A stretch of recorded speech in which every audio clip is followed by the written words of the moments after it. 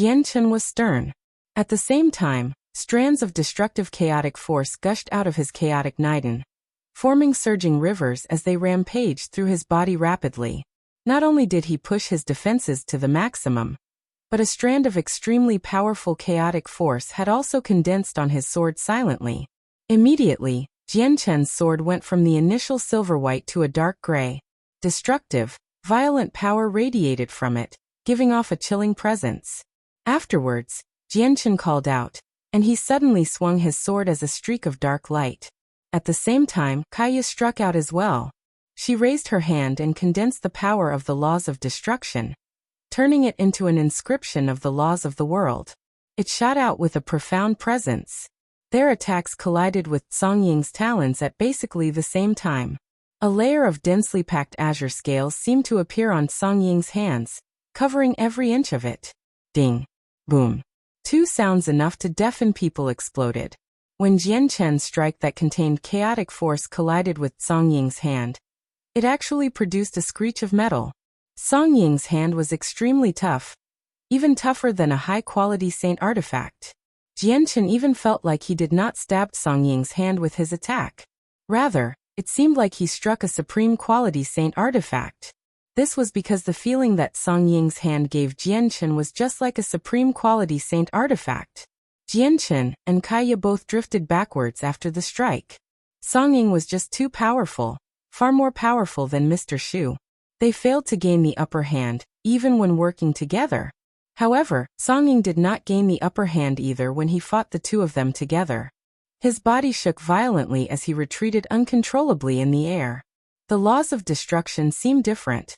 It's the same laws, yet they're actually so powerful in this woman's hands. Song Ying stared at Kaya with surprise and confusion.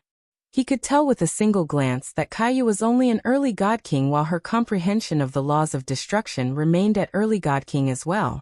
However, in Kaya's hands, the laws of destruction were actually even more powerful than late God Kings, which shocked him deeply. There seems to be something extra in the laws of destruction. Song Ying frowned as he recalled every moment of contact with the laws of destruction when he clashed with Kaya earlier. However, he was unable to understand the mystery at all due to his limited cultivation and knowledge. I need to capture that girl and interrogate her properly. If she possesses a secret technique, it'll be extremely significant to the clan. A gleam of light flickered through Song Ying's eyes. With a single movement, he shot towards Chen and Kaya again. But this time, his primary target had shifted from Chen to Kaya. Song Ying moved just far too quickly. Faced with Song Ying's pursuit, the two of them were unable to flee at all. With no other choice, they could only attack together, retreating as they fought. The strength Song Ying displayed increased. He formed claws with both hands that could rip through anything. Every strike was so powerful that not only did Chen and Kaya's pressure increase by several folds, but even the God Kings who hurried over from behind shivered when they saw them. Song Ying is much more powerful than I imagined him to be. Mr. Shu became extremely stern as well when he saw Song Ying fight. He was also a supreme expert who made it onto the God King's throne, but he failed to make the rankings. Originally, he believed that even if there was a difference between his and Song Ying's strength, it would be very limited, but only now did he understand just how great the difference was. Supreme God Kings from the God King's throne are actually so powerful that it's unbelievable. Moreover, Song Ying is only ranked 950th on the God King's throne. I really struggle to imagine just how astonishing the God Kings who rank in the top 100, or even the top 10 are. The fifth prince of the Sky Empire was shocked.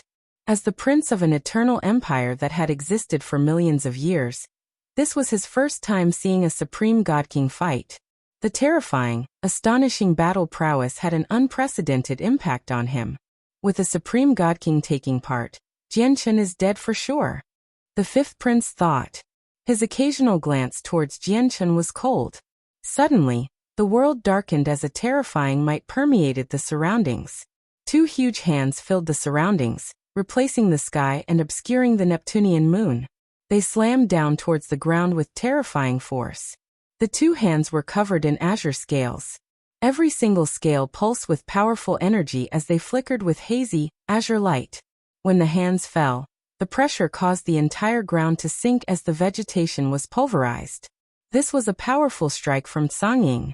It was so powerful that it caused many god kings behind to pale in fright as they felt like the world was ending. Chen roared out and used his full strength. He turned into the sword as he shot into the sky as a resplendent streak of light, colliding with the huge hand with the greatest intensity so far. Boom! Chen was smacked into the ground with that. Half of him had become buried while blood oozed from the corner of his mouth. Kaya was emotionless, and her eyes were cold. At that moment, her mind seemed to empty out as her entire body calmed down, entering a state of no thought. She pointed her hands at the sky, and immediately, the power of the laws of creation, destruction, and fire condensed together, revolving around her. Kaya used the 3 laws without any hesitation at all. The 3 powers all shot out. It was so powerful that it had reached a new level. In particular, when the 3 powers merged together, it seemed to resonate with the laws of the world, shooting out as a streak of light. Crack! Kaya's strike possessed unfathomable power. When the powers of the 3 laws collided with the huge hand that descended, there was an immediate, crisp sound. The azure scales there actually cracked, forming a hole where blood poured out like rain from the sky. Songying grunted as he staggered backwards. Seeing how the scales on his hand had cracked, he was shocked inside. Disbelief filled his face. How is this possible? How on earth is this possible? These scales came from Master when he molted, which he then bestowed to me. They're so powerful that they've completely exceeded supreme quality saint artifacts in toughness. They've reached the level of god artifacts, so how did they shatter? Songying stared at the cracked scales on his hand as his heart churned. When Songying was with Mo Cheng, he had always remained calm and expressionless. Regardless of how great of a matter happened, it would struggle to make his expression change. As a result, he always gave off a feeling that he was someone knowledgeable and wise, as if he had seen the entire world, and there was nothing left. But now the layer of scales on his hand had cracked. Songying struggled to maintain his aloof exterior. His heart, which had been as calm as still water, now seemed like someone had tossed in a large rock, creating large splashes. He was perturbed. His scaled armor was a pseudo-god artifact. Even though it was not a true god artifact, it was not much weaker than one, yet that strike had damaged it. Songying would not have been so surprised if the person who damaged it was a supreme god king who ranked within the top 10 of the god king's throne. That was because there were rumors that experts like that could bypass a major realm of cultivation and fend off primordial realm experts, or even slay infinite primes. They were extremely powerful. However, the person who had damaged his armor just happened to be a woman who had become a god king recently. It was impossible for Songying to not be shocked. However, his shock was soon followed by great joy and burning desire. It was to the point where Songying basically treated Kaya with much more importance than Xiaoman. I have to capture this woman and understand the secret behind her usage of laws. I have to get this secret technique no matter what. Songying secretly made up his mind as he struck out with his full strength in an attempt to capture Kaya. However, although Kaya was far weaker than Songying in terms of cultivation, her unmatched mastery over the usage of the laws granted her battle prowess that was not much weaker than Songying's. Moreover, she had Jian Chen's assistance. Under their teamwork, there was nothing much that Songying could do to them, even though he was a supreme god king on the god king's throne. Moreover, a major part of why Songying could display his astonishing strength earlier was because of the azure scales that surpassed supreme quality saint artifacts and were only below god artifacts. Now that it had cracked, it would affect his battle prowess to a certain degree. Seeing Jian Chen and Kaya get closer and closer to the passage to the 8th floor as they fought and retreated, Songying began to secretly feel worried as well. Then he suddenly looked at Mr. Shu behind him, and he growled, "You keep Jian Chen busy while I'll deal with the woman. Once I capture her, I'll help you against Jian Chen." Behind them, Mr. Shu had already mostly recovered from his wounds after ingesting god-tier healing pills. He charged over without any hesitation after hearing Songying's words, engaging in an intense battle against Jian Chen with the cataclysmic onyx wind fan. Mr. Shu had understood the situation long ago. If they wanted to deal with Jian Chen and Kaya, It was impossible for either of them to do it alone. Only by working together would they be able to achieve their goals. Chen was kept busy by Mr. Shu, while Kaya faced the barrage of attacks from Song all by herself. Immediately, the pressure she experienced multiplied as she found it more and more arduous. However, it was still difficult for Song to capture Kaya despite that being the case.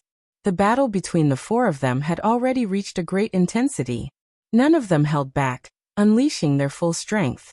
It was chaotic as the world around them seemed to pale in comparison. It shook up the entire 9th floor. Soon after their battle began, Mr. Shu showed signs of weakness first. Using the God artifact over long periods of time depleted his origin energy rapidly. Coupled with his unhealed wounds, he struggled to last for very long. On the other hand, Chen was even more heavily injured than Mr. Shu. He was covered in blood and had even been directly struck by the God artifact, littering him with wounds and causing chaotic blood to splash everywhere. However, his battle prowess did not decrease at all, making him seem like a beast in human form.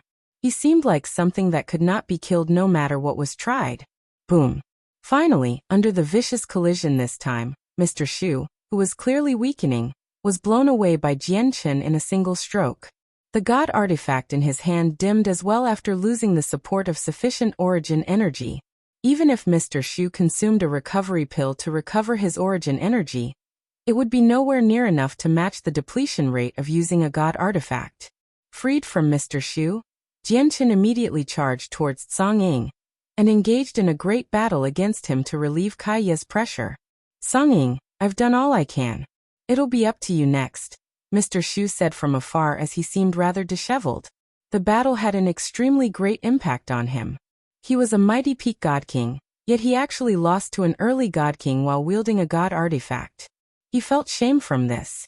In reality, it was not because Mr. Shu was weaker than Chen. It was just that he did not possess a body as tough as Chen's, and did not have the powerful energy support of chaotic force. Chen is already injured. He can't last for too long. Everyone, attack him together. I only want the girl. You can have everything else on Chen, Song called out. He wanted to borrow everyone's power to deal with Chen and Kaya because he truly did not have the opportunity to capture Kaya when the two were fighting together. However, Song Ying's urges were useless.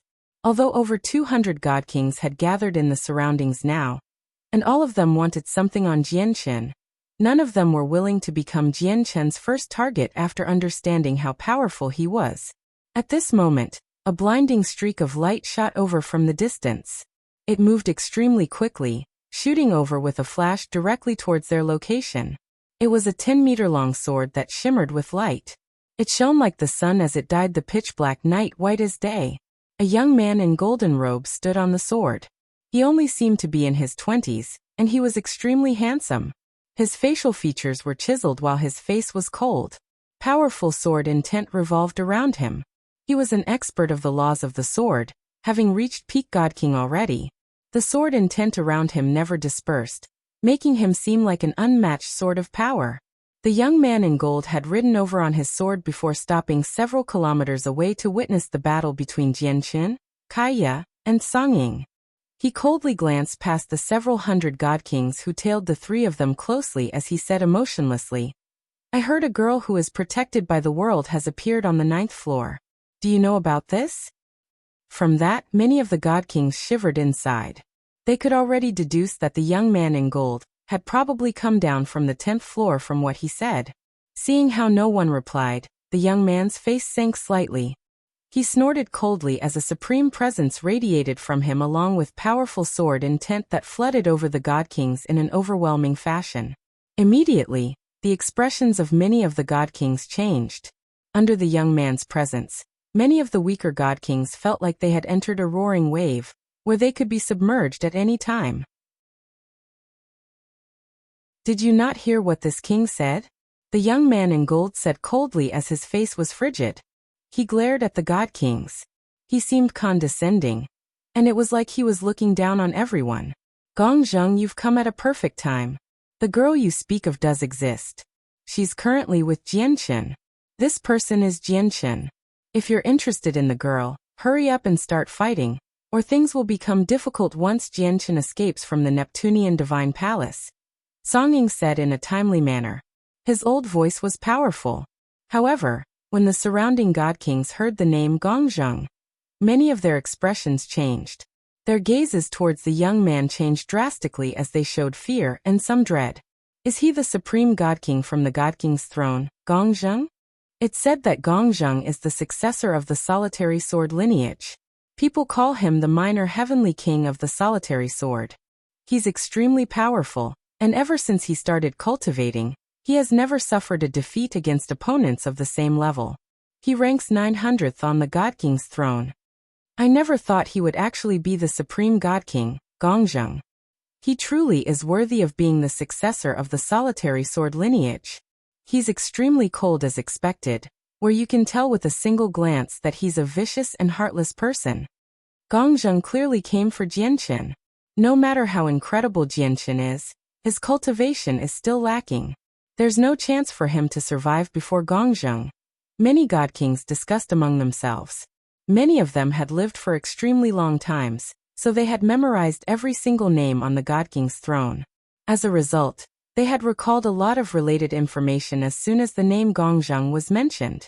Gongzheng has come at a perfect time. I'd like to see how you escape now. Gongzheng's ranking on the god king's throne is even higher than Song Ying's.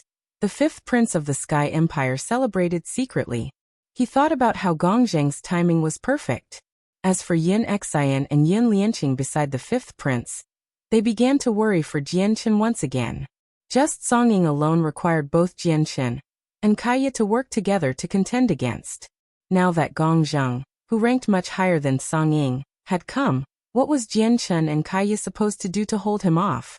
Gongzheng stared at Jian Chen and said in an arrogant fashion, "I have no interest in fighting you, so you better hand over the girl." Gongzheng seemed cool on the surface, but he was actually nowhere close to being calm on the inside. Naturally, he could tell that Jian Chen and Kaya's realm of cultivation was not powerful, only having become god kings recently, but they were still able to engage in such an intense battle against a god king on the god king's throne. This shocked him very much. Even across the entire Saints world, there were only a handful of monsters like this. Yet he had encountered two of them together right now. Jian Chen's heart suddenly sank. Previously, the thing that worried him the most was that the more time he wasted, the more powerful people would gather over. Unfortunately, he and Kaya had been kept busy by Song Ying and Mr. Shu, and they struggled to break free, so the last thing he wished to see still happened. Gongzheng was very powerful.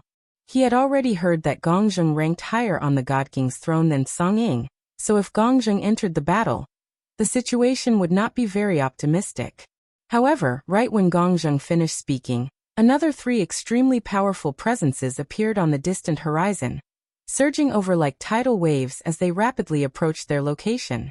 Even though the people were nowhere to be seen, it was possible to tell that the three of them did not pale in comparison to Song Ying and Gongzheng from their presences alone.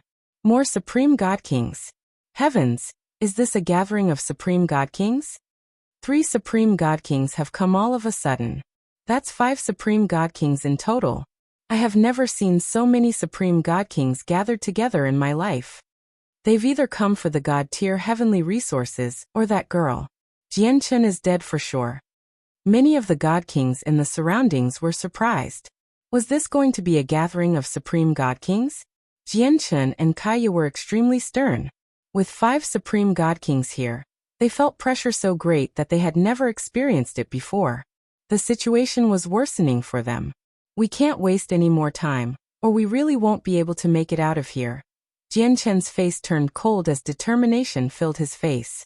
At the same time, Gongzheng's face changed slightly. He thought, it's them.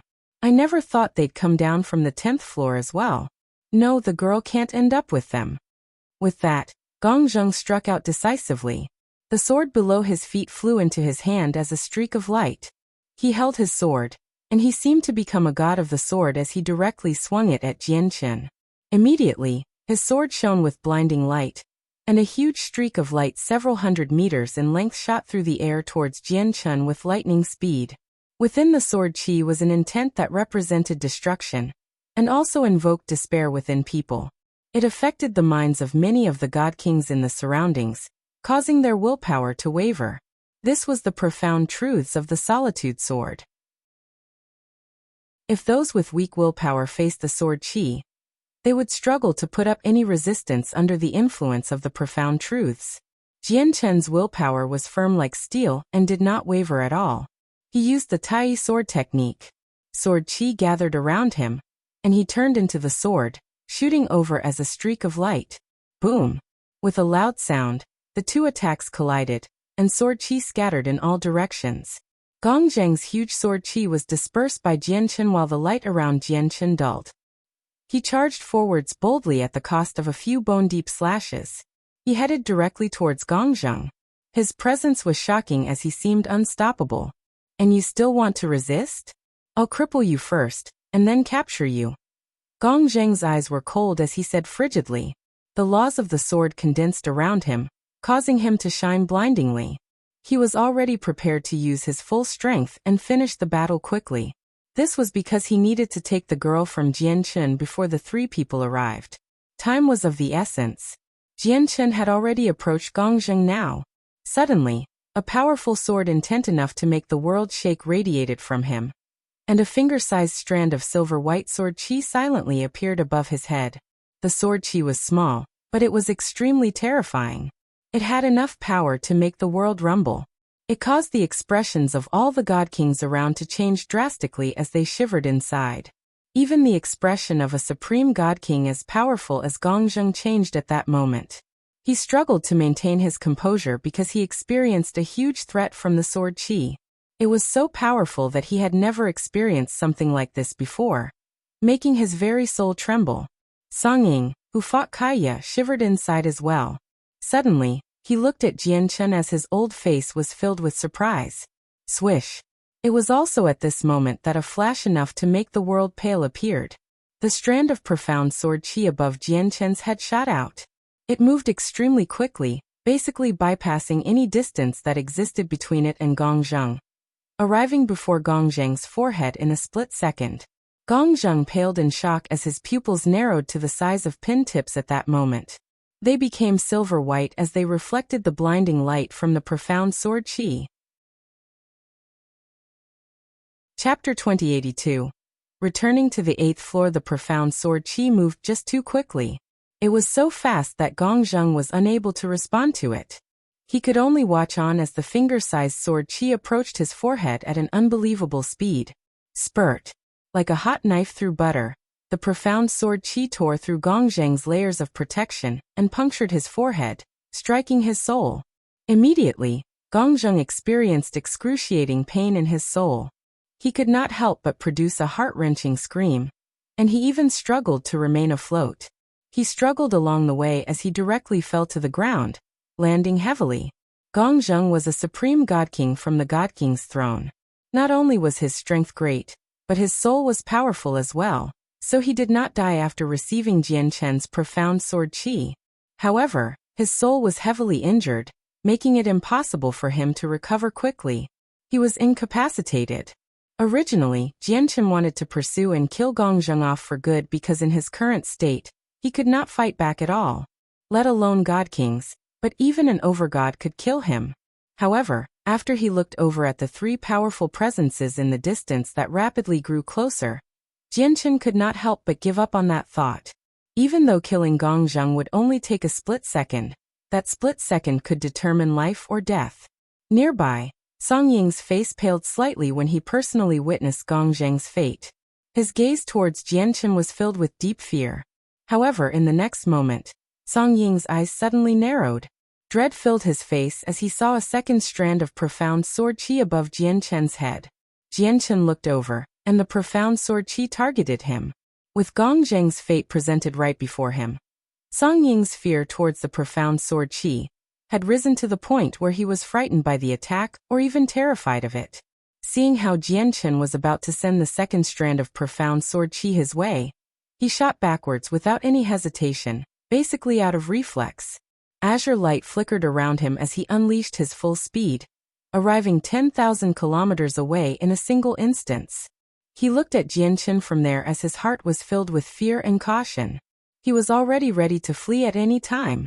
Originally, Chen wanted to use the second strand of profound sword qi to heavily injure Song Ying. But seeing how he had already retreated to over 10,000 kilometers away, he was no longer in Chen's way, which was naturally something Chen wished to see. He stowed the second strand of sword qi away immediately, and quickly fled with Kaya. Chen did not want to use the profound sword qi if he did not have to, because every time he used a strand, it would drain a great deal of the power of his soul, and would affect his battle prowess. Song Ying and Mr. Shu were not his only opponents, as there were also many other people who had gathered here for his treasures. As a result, he had to preserve some strength against the many god kings in the surroundings when he fought Song Ying and Mr. Shu. But right now, several supreme god kings were gathering here, which made Chen feel great danger. He could only use the profound sword qi, as he had no other choice. Even though he had only used a single strand of profound sword qi, it had drained a third of the power of Chen's soul. Immediately he experienced a weak sense of dizziness. However, the depletion from a single strand of profound sword qi did not affect Chen too much. Taking advantage of this temporary moment, Chen and Kaya shot off into the distance. At the same time, the owners of the three powerful presences had arrived. A thick layer of light caused by laws surrounded them, obscuring their appearance. Only a blurry figure could be made out through the light. They were two women and one man. As soon as they arrived, a terrifying pressure flooded out in the surroundings. Many weaker god kings felt like they were suffocating, as if a rock was pressed against their chest. The three of them were no weaker than Song Ying and Gongzheng. They were also supreme god kings who ranked on the god king's throne, making them extremely powerful. As soon as the three supreme god kings arrived, they stared at Gongzheng, who squirmed on the ground as he clutched his head and called out painfully. Their faces changed as a result. Gongzheng's soul is injured. I can sense that at least half of it has collapsed. It'll be impossible for him to recover from an injury like this in a short amount of time, said a woman among the three. Her voice was like the sounds of nature and extremely pleasant, enough to tempt people into wanting to see her true appearance. Gongzheng also came down from the 10th floor. Even if he did get here first, he was not much faster. Just who injured Gongzheng so heavily in such a short amount of time? The second woman asked. Her otherworldly voice was stern. The person who injured Gongzheng is called Chen. At this moment, Song Ying had returned from the distance. His face was stern as he explained. Chen knows an extremely powerful secret technique. He shot a strand of finger-sized sword qi. It's extremely powerful and fast, specialized in targeting the souls of people. It can catch people off guard. Gongzheng was injured by this secret technique. Afterwards, Song Ying told the three people some basic information, including the fact that Xiao Man, who was protected by the world, was with Chen. He did not hide that fact. After witnessing the might of the profound sword qi, Song Ying had truly seen Chen's strength. He knew it was impossible for him to handle Chen alone. As a result, he needed to work with other supreme god kings. That person's secret technique is indeed very powerful to injure Gongzheng so much from a single strike. However, the more powerful a secret technique is, the greater its cost. As a result, I can deduce that he can't use this secret technique many times. As long as we're careful, it's not impossible to dodge it. The man among the three supreme god kings said with a firm voice. No matter how powerful that person called Chen is, we have to stop him and take back the girl. However, Chen isn't easy to deal with either. Let's work together, suggested the woman who spoke first. She looked towards the other two people who had come with her and Song Ying. Sure. Once we get the girl, we can share the secret on her together, said the man. Very soon, the four of them reached an agreement to work together. They shot off in Chen's direction in pursuit. During this time, more and more people joined in. Not only were there several regular god kings, but another three supreme god kings from the god king's throne had come as well. As a result, the supreme god kings who pursued Chen and Kaya increased time and time again, until there were 7 of them. Chapter 2083. A battle to the last drop of blood. Moreover, the supreme god kings who arrived later brought with them some news. Not only did many people on the 10th floor learn about the girl protected by the world, but even the experts on the 11th floor had learnt of this news as well. The news directly spread towards the 12th floor. In short, Xiao Man's existence had shaken up the entire Neptunian divine palace. The more regular god kings who did not possess particularly outstanding strength eyed the chaotic prime's legacy, and all the god-tier heavenly resources on Jian. As for the supreme god kings, they all targeted Xiao Man.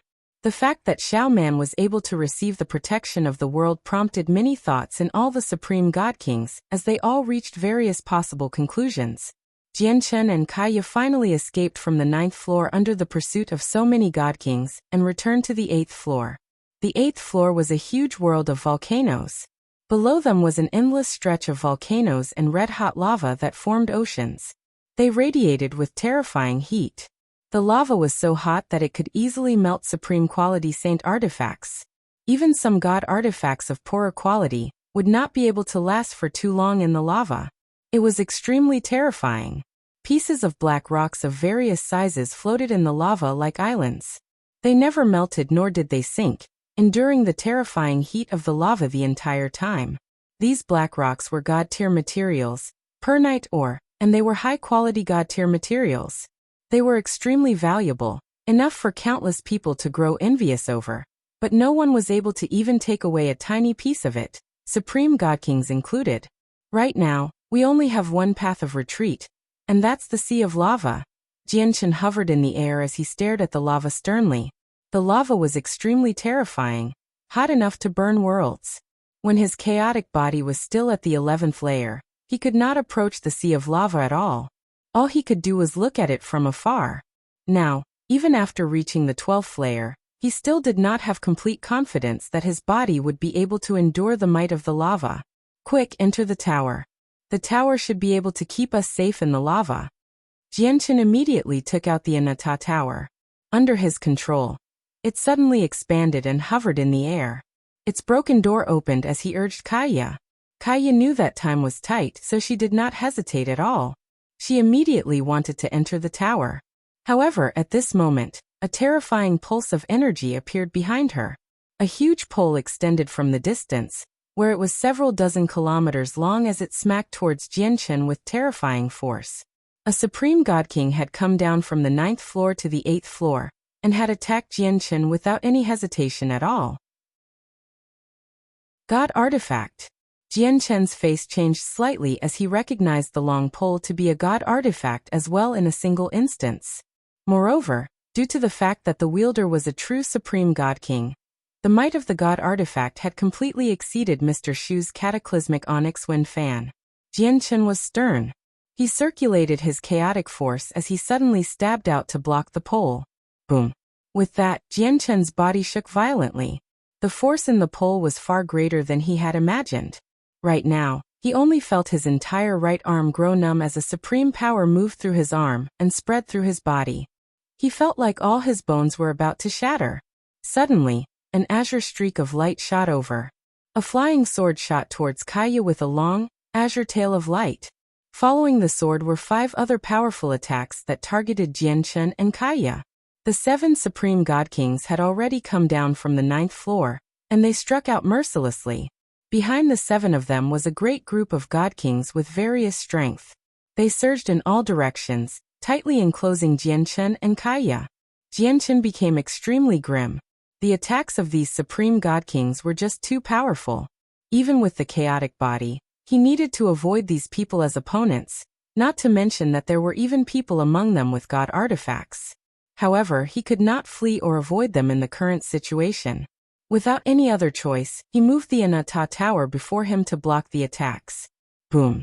With a deafening rumble, the attacks of the supreme god kings all landed on the Anata tower.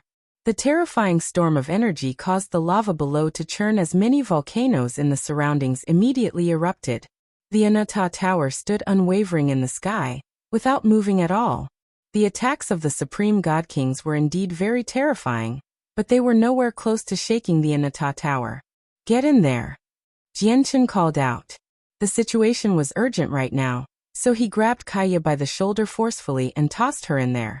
The 7 supreme god kings had already approached him now, and they surrounded Chen. Every single one of them radiated with tremendously terrifying presences that surged into the sky. They were extremely powerful. Chen, we only want the girl. If you hand over the girl, there won't be any trouble for you, said a woman among the 7 people. Her voice was cold and possessed an irrefutable sense of prestige. The 7 of them maintained a certain distance from Chen as they all remained cautious and vigilant inside. Clearly, they were preparing themselves for Chen's profound sword chi. However, the 7 people were not on the same side. They were not a united group.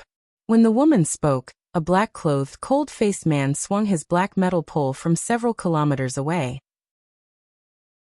The pole suddenly expanded by 10 kilometers and struck towards Chen mercilessly with the might of a god artifact and surging energy. A member of our Bai clan was killed in the divine medicinal garden. Whether this person hands over the girl or not, he will die, the pole-wielding man said coldly with killing intent. A cold light flickered through Chen's eyes. He did not use the Anata Tower to block the strike. Instead, he used the second strand of profound sword chi without any hesitation at all. As soon as the profound sword chi appeared, it turned into a blinding streak of white light as it shot towards the man with terrifying sword intent that was enough to shake up the world. As soon as the profound sword chi appeared, the supreme god kings showed angst. Even though it was not directed towards them, they did not dare to be careless. They could not help but retreat even further away from the several kilometers they maintained from Chen initially. Songying, who had personally witnessed the might of the profound sword chi, showed even more fear. With a flash, he instantly retreated to over 100 kilometers away.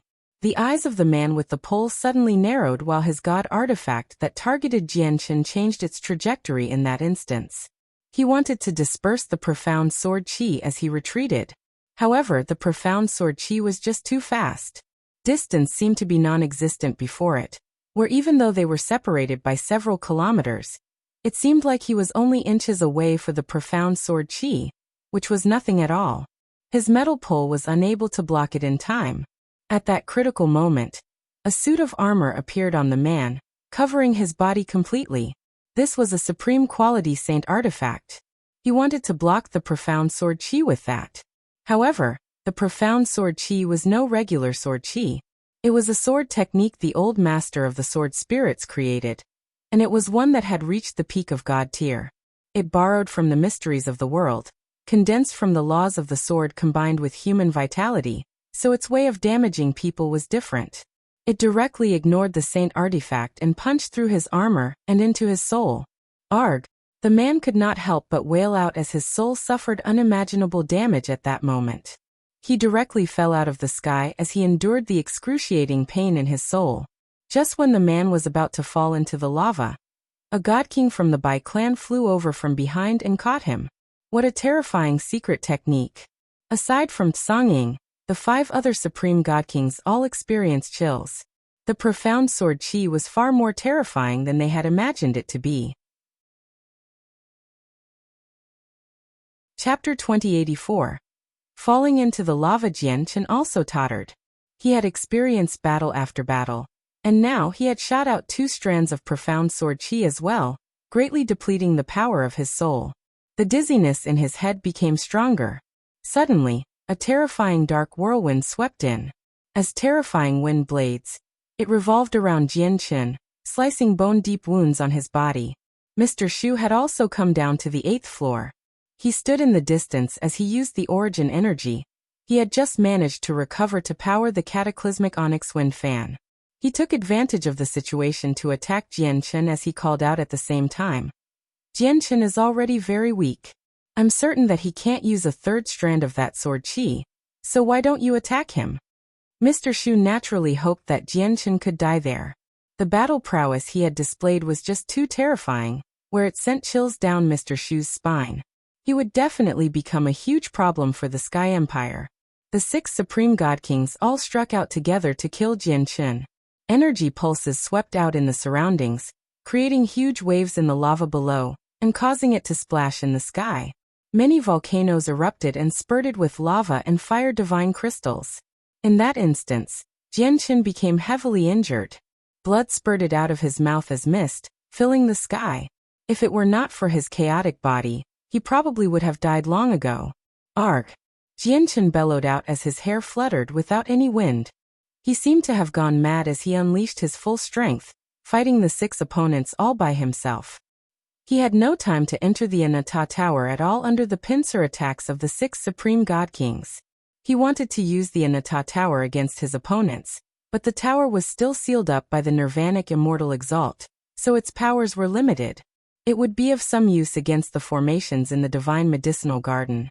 But against powerful and experienced Supreme God Kings, it struggled to pose a real threat. Heavens, 6 Supreme God Kings are working together against him. Yet he is still managing to last for a while, without dying immediately. Jian is just far too tenacious. Even if Jian dies here in this battle, his name will be remembered by many people.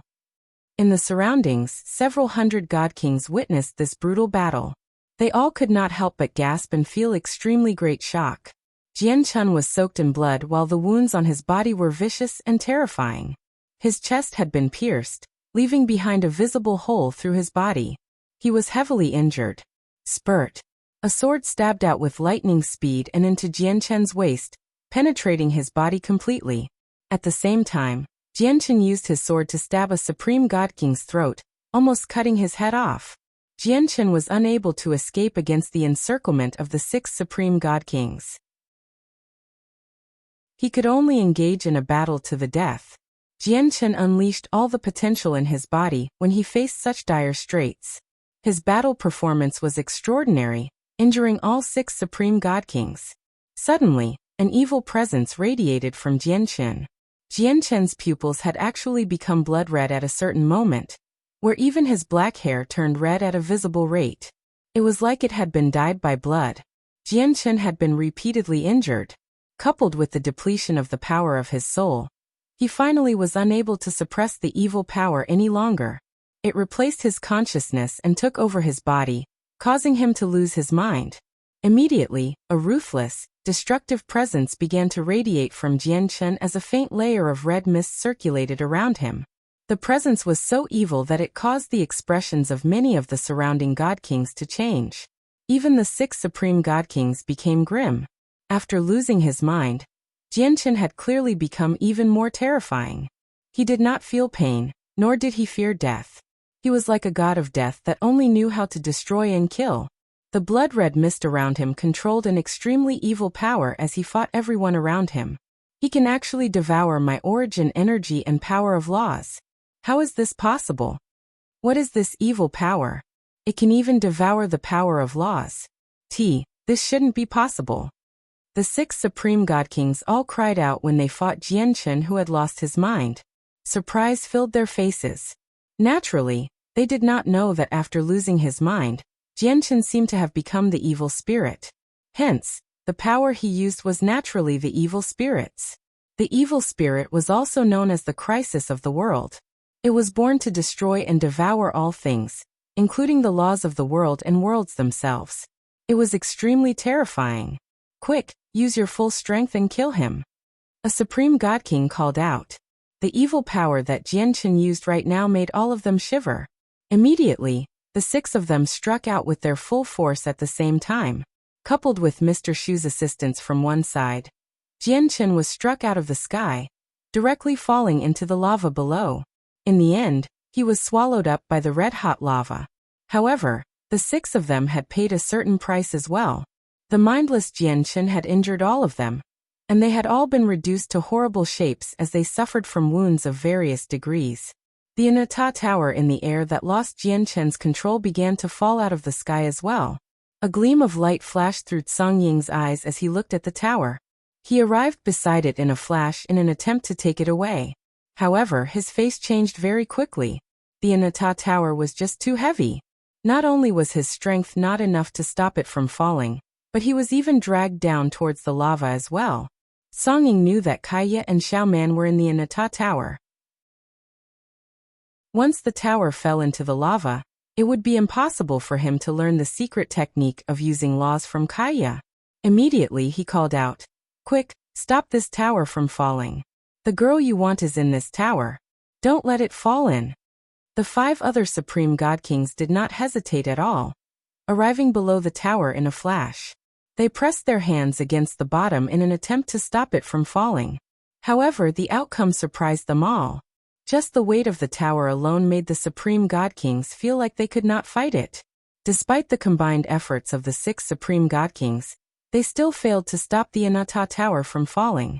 Instead, they were pressed down towards the lava. Just what kind of god artifact is this tower? How is it so heavy? The complexions of the Supreme God Kings changed in shock. As they watched the lava grow closer and closer, they could only give up without any other choice, flying out from below the tower. In the end, the damaged tower fell into the churning lava under everyone's gazes. No one could stop it. "We've spent so much effort to kill Jian Chen, yet I never thought it'd all be for nothing. We got nothing from it at all." The 6 God Kings hovered in the air and stared at the churning lava blankly as they sighed. The lava below was extremely terrifying. Let alone them, but even infinite primes would not dare to enter it. It could melt weaker god artifacts, so in their eyes, there was no hope of retrieving the Anata Tower once it had fallen in. They even believed that the tower would melt and become a part of the lava before too long. As for Jian Chen, they had already beaten him into the lava, so they were all certain that Jian Chen was dead, with no chance of him surviving at all. Sigh. Jian Chen only became a God King recently, yet he can match the Supreme God Kings from the God King's throne. If he had some more time and reached late God King, would he still have any opponents among God Kings? If Jian Chen was a peak God King, he could probably challenge first place on the God King's throne. Killing infinite primes would not even be a problem. Jian Chen is far too powerful. Including Gongzheng, there were a total of 8 Supreme God Kings, yet 2 of them suffered heavy injuries to their souls, while the remaining 6 suffered injuries of various degrees as well. A Supreme God King who has yet to truly rise up died just like this. What a pity! What a pity! Although the battle on the 8th floor of the Neptunian Divine Palace had ended, the God Kings around refused to leave. They all stared at where Jian Chen had fallen into the lava, as they shook their heads and sighed. Jian Chen was already dead. In their eyes, this was an indisputable fact. Even though they did not see his corpse, and no one personally saw his soul being wiped out, it was impossible for him to survive once he fell into the lava. In the distance, the 5th Prince of the Sky Empire was overjoyed. Finally, the matter occupying his mind had vanished. As for Yin Xian, she entered a low period of silence. She was depressed. The God Kings of the Yin family also stared at where Jian Chen had fallen as they sighed in pity inside. Jian Chen had just become a God King, yet he could fight Supreme God Kings.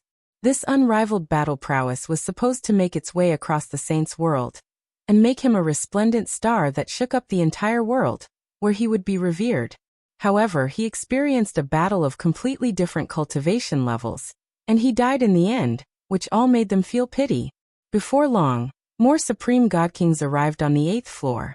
After learning about what had happened, many of them sighed, feeling pity for the death of a prodigy like Jian Chen.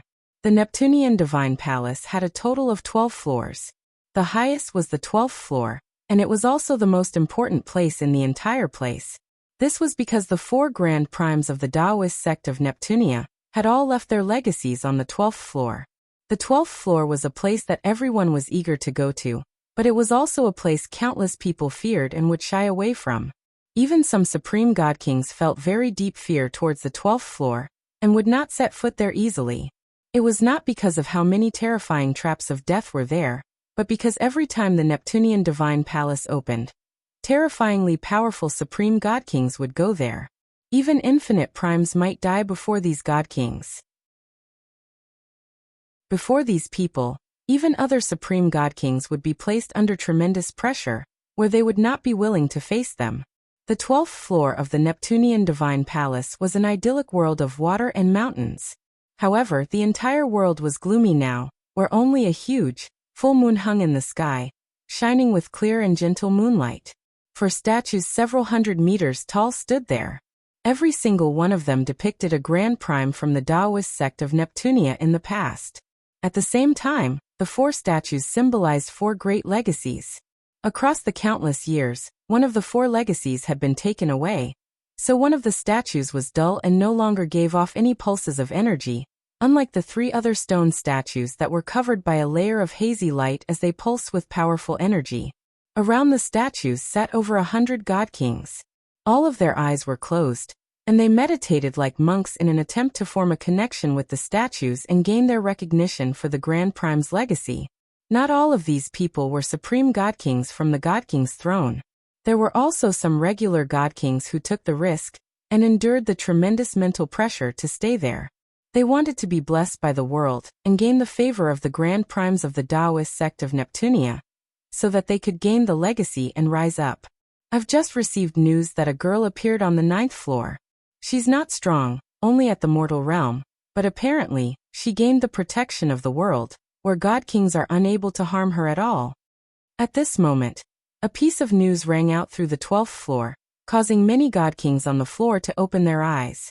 I've never heard about someone gaining the protection of the world after entering the Neptunian Divine Palace. Something happened in the Neptunian Divine Palace just then, where the Neptunian moon that had vanished for a very long time appeared again. Now that a girl has received the protection of the world. Are these 2 matters related? Countless years ago, a supreme expert foretold that when the Neptunian moon reappears, something big will happen to the Neptunian Divine Hall. Except even that supreme expert struggled to foretell what it would be and whether it would be good or bad. Right now, when something is about to happen to the Neptunian Divine Palace, a girl becomes protected by the world. Surely the major change to the Neptunian Divine Palace is related to the girl. A discussion broke out on the 12th floor. Many god kings analyzed it and reached various conclusions. However, this clearly was not enough to raise the attention of everyone present. There were still over a dozen people who did not move at all after hearing the news. They remained seated there without moving at all. Among them was a god king who was completely covered in silver-white armor that only revealed her eyes. Although no one could see her face, it was quite evident that she was a female from the shape of her body. Although the woman did not give off any pressure at all, she gave off a cold presence that made everyone nearby shiver. No one could approach her. As a result, a range of several dozen meters around her was empty. No one dared to stay there. It said that an extremely impressive supreme prodigy appeared on the 9th floor. Not only did he harvest a quarter of all the heavenly resources in the divine medicinal garden, but the girl protected by the world was taken by him as well. Moreover, he had only become a god king recently, yet he could rival supreme god kings on the god king's throne. He even injured them. When this news rang out, it immediately caused a disturbance on the 12th floor. Many people showed disbelief, and even some supreme god kings on the god king's throne showed doubt. This was just too astonishing. To be able to fight supreme god kings while only having become a god king recently. It would even be described as frightful to the ear, so naturally, many people refused to believe it. You don't believe it? This is completely true. It has already spread like wildfire on the floors below. It's said that this person is called Jian, a completely unknown name. Before he became a god king, he unleashed his might in the divine medicinal garden and slaughtered many god kings. Now that he has broken through, his strength became even more astonishing. He completely had the power to challenge supreme god kings, making him extremely terrifying. Chapter 2086. The mysterious woman Jian. Who's that? Why have I never heard of him before? And that name doesn't seem to be on the Overgod's plaque.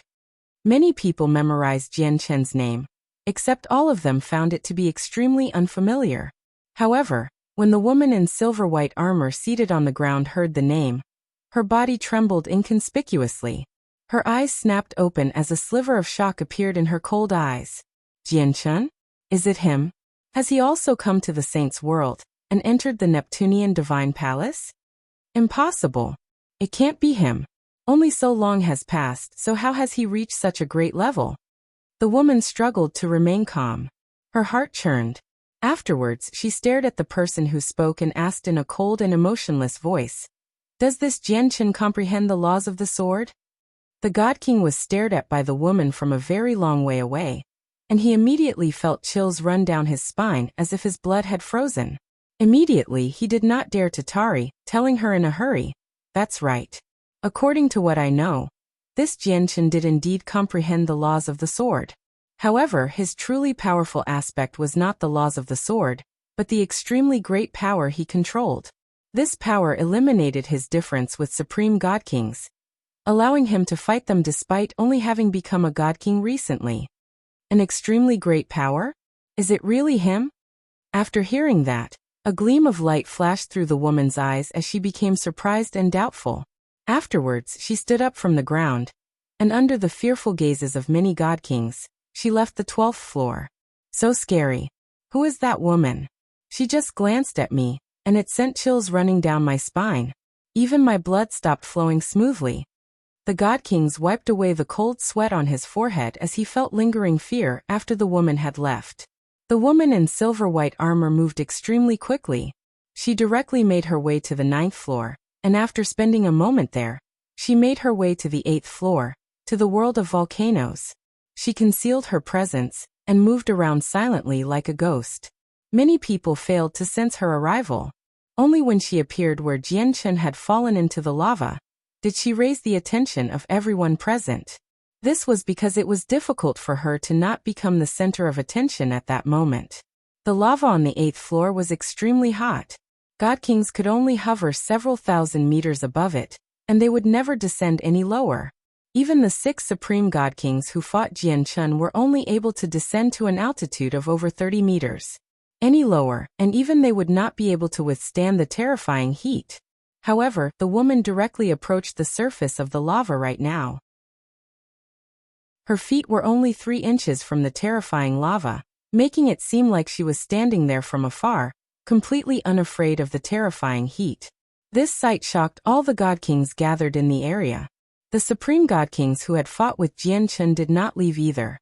They all stared at the snow-white figure who seemed to stand on the lava below in shock, as disbelief flooded their faces as well. Who is she? At that moment, the entire 8th floor fell dead silent. Everyone stared at the figure, as they thought of the same thing. This person is so powerful, where she can directly approach the surface of the lava.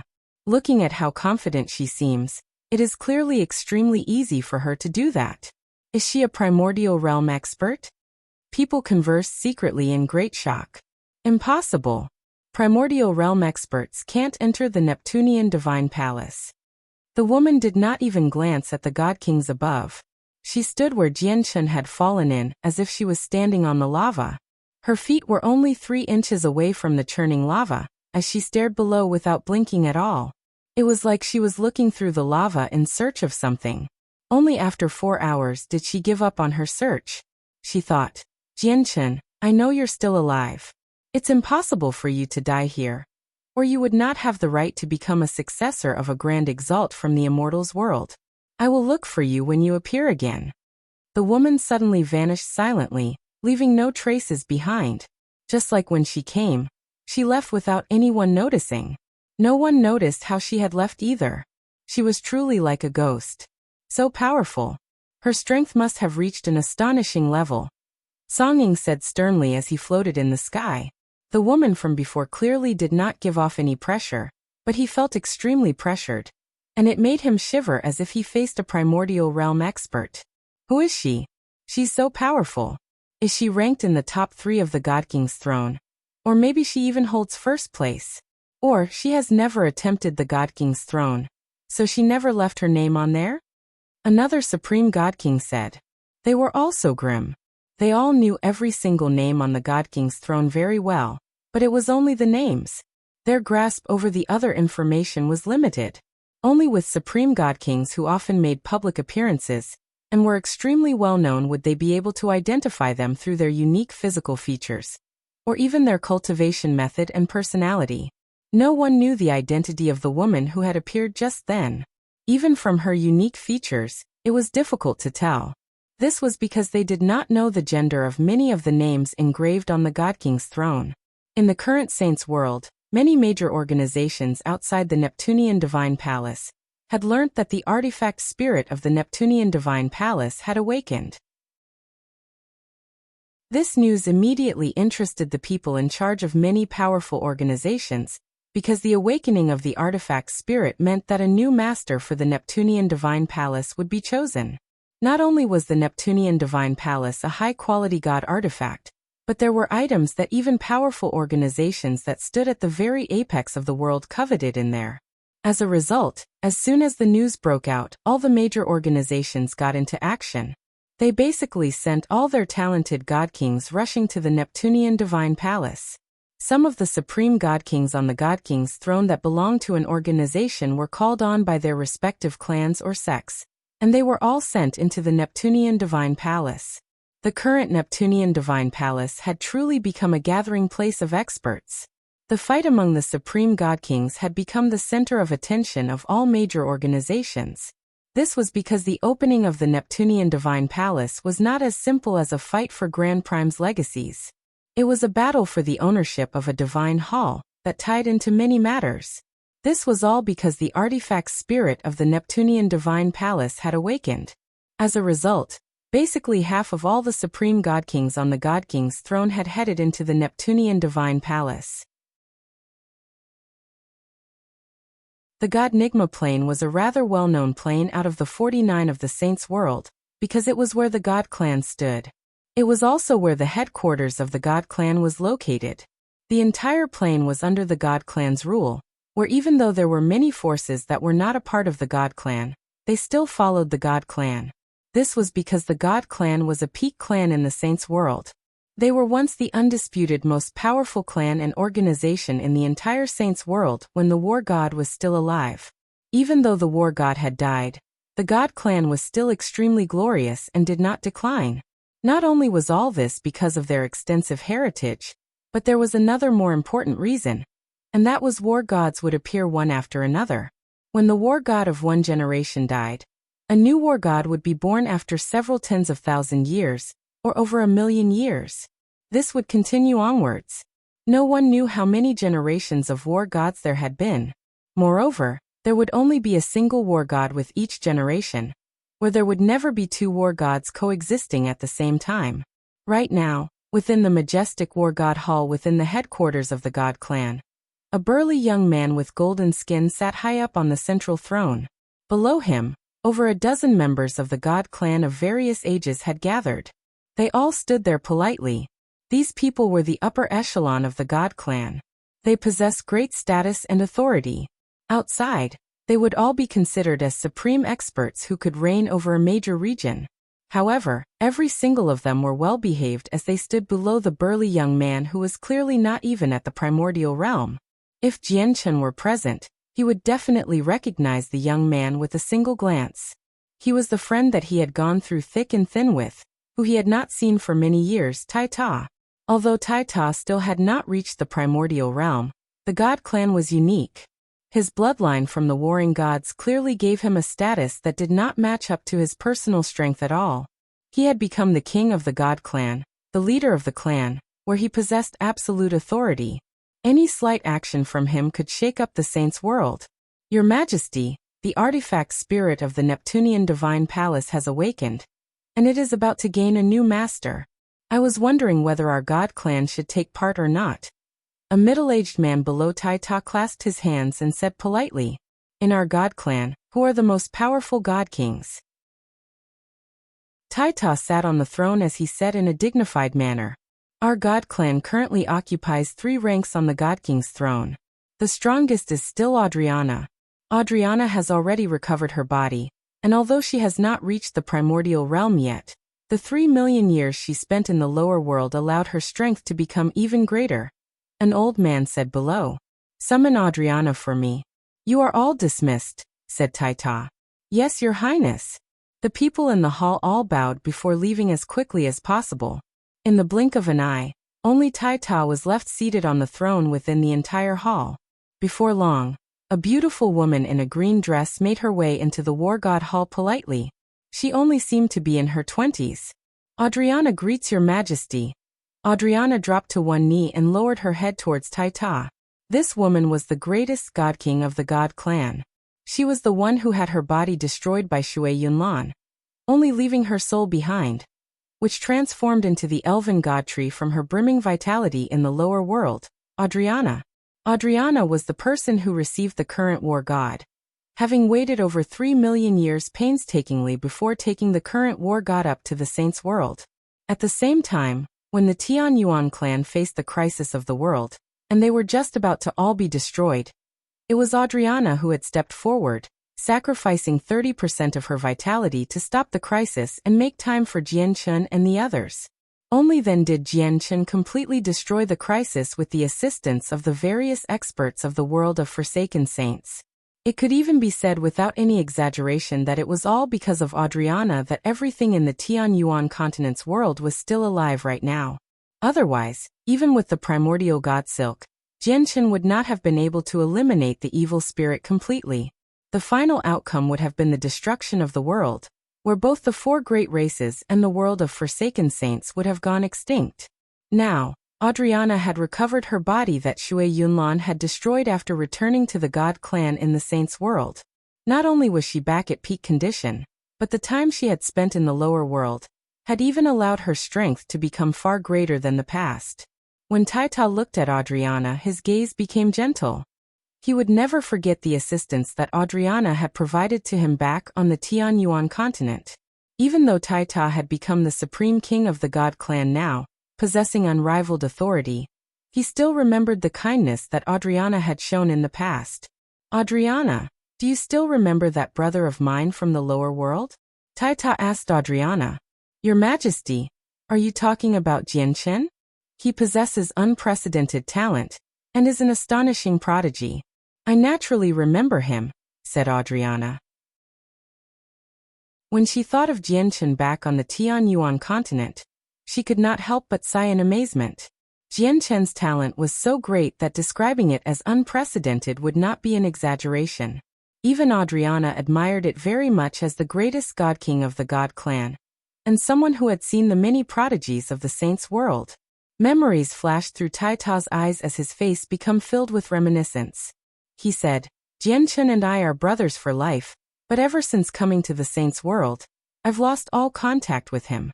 I don't have any news about him either. However, with my brother's talent and capability, even if he still hasn't come to the saints' world, it'll probably be soon. Or maybe he's already somewhere in the saints' world. Adriana, as the only person in the current God clan that has seen my brother, I'll leave the mission of searching for my brother up to you. Taita said sternly. Your Majesty, since you want to know Jian Chen's whereabouts, why not ask the Hall Elders to try to predict it? With their abilities, predicting Jian Chen's whereabouts is nothing difficult, said Adriana. The Hall Elders were figures that held great authority in the God clan. Every single one of them possessed extremely terrifying cultivations. They were all people who stood at the apex of the world. Taita shook his head. There's no need to trouble the Hall Elders. I'm worried that they'll find out about even more information. Adriana, go find Jian Chen personally. Handle this by yourself and don't bring anyone else with you. Do not disclose the 2 swords on Jian Chen to anyone in the God clan either. Taita paused before continuing. I know that the saints' world is vast and finding my brother is 1,000 times more difficult than finding a needle in a haystack. However, the artifact spirit of the Neptunian Divine Palace has awakened now, and the talents of various organsiations will be gathering there. You can go to the Neptunian Divine Palace first to get to know them, and use the power they can supply to search for my brother. You need to make them all understand that Jian Chen is an esteemed guest of my God clan. With the clan's prestige, I believe that all the people who learn of this will take good care of Jian Chen once they meet him. As for the secret of the 2 swords, I can tell that they're related to major matters from how he asked me to keep it a secret in the lower world. He probably is keeping it a secret. Of course, if you find out that the secret of the 2 swords has been exposed, execute everyone who knows without hesitation before the secret spreads. Taita ordered Adriana seriously. Yes, Adriana understands what to do. Adriana departed with the orders. She left the God Nigma place with the trust of the king of the God clan, and began to search for Jian Chen. Due to Taita's orders, Adriana set out all by herself, without bringing anyone with her. Otherwise, there would be a great group of guards wherever she went as the greatest god king of the god clan. There would even be primordial realm experts who would follow her secretly. Clearly, Taita already knew what Jian Chen's twin swords represented, but this did not affect their relationship. His arrangements this time were also to prevent members of the god clan apart from himself and Adriana from approaching his brother and discovering the existence of the twin swords. Chapter 2088. The Daoist sect of Divine Sound. The Skyfire Plain was a relatively well-known place in the Saints' world out of the 49 Great Plains. Compared to the Cloud Plain, the Skyfire Plain was on a separate level both in terms of overall strength and renown. This was because the Skyfire Plain had once given birth to a famed expert. This person's cultivation neared the peak of perfection, and was so powerful that she was in existence that could make the expression of all the grand primes in the past change whenever she was mentioned. Not only was she known as one of the most powerful people below Grand Exalt in the past, but her grasp over the way of music had reached an unbelievable level. She used the zither of the demonic cry that was renowned throughout the Saints' world, creating the two tunes of the demonic and divine. With the divine tune, the zither of the demonic cry could conduct the mysteries of the world and intervene with the functions of the laws of the world. With the demonic tune, the zither of the demonic cry could enchant the souls of all living things and kill unknowingly. It could control the minds of grand primes, or even make their expressions change when they heard it. No one knew the name of this supreme expert. They only knew that she came from the divine sect of Divine Sound of the Skyfire Plain, and was known as the third ancestor. Her name had shaken up the Saints' world, and she was a superpower that stood at the peak of the Saints' world. And because of her existence, the Daoist sect of Divine Sound became the greatest organization on the Skyfire Plain, possessing an extremely great status. However, good things never lasted. After the third ancestor died over 3 million years ago, the Daoist sect of Divine Sound lost the right to hold that name. It was replaced by other organizations. This was because the glory of the sect was brought on by the third ancestor alone. Without her, not only did the Daoist sect of Divine Sound lose the right to hold that name with their heritage, but a certain distance even existed between it and the other peak organizations of the Skyfire Plain. However, even with that being the case, the Daoist sect of Divine Sound possessed a certain amount of status on the Skyfire Plain. They were one of the large organizations there. Even though the current Daoist sect of Divine Sound had fallen from the pedestal of the greatest organization, they still received the respect of many peak organizations on the plain due to the influence of the third ancestor when she was still alive.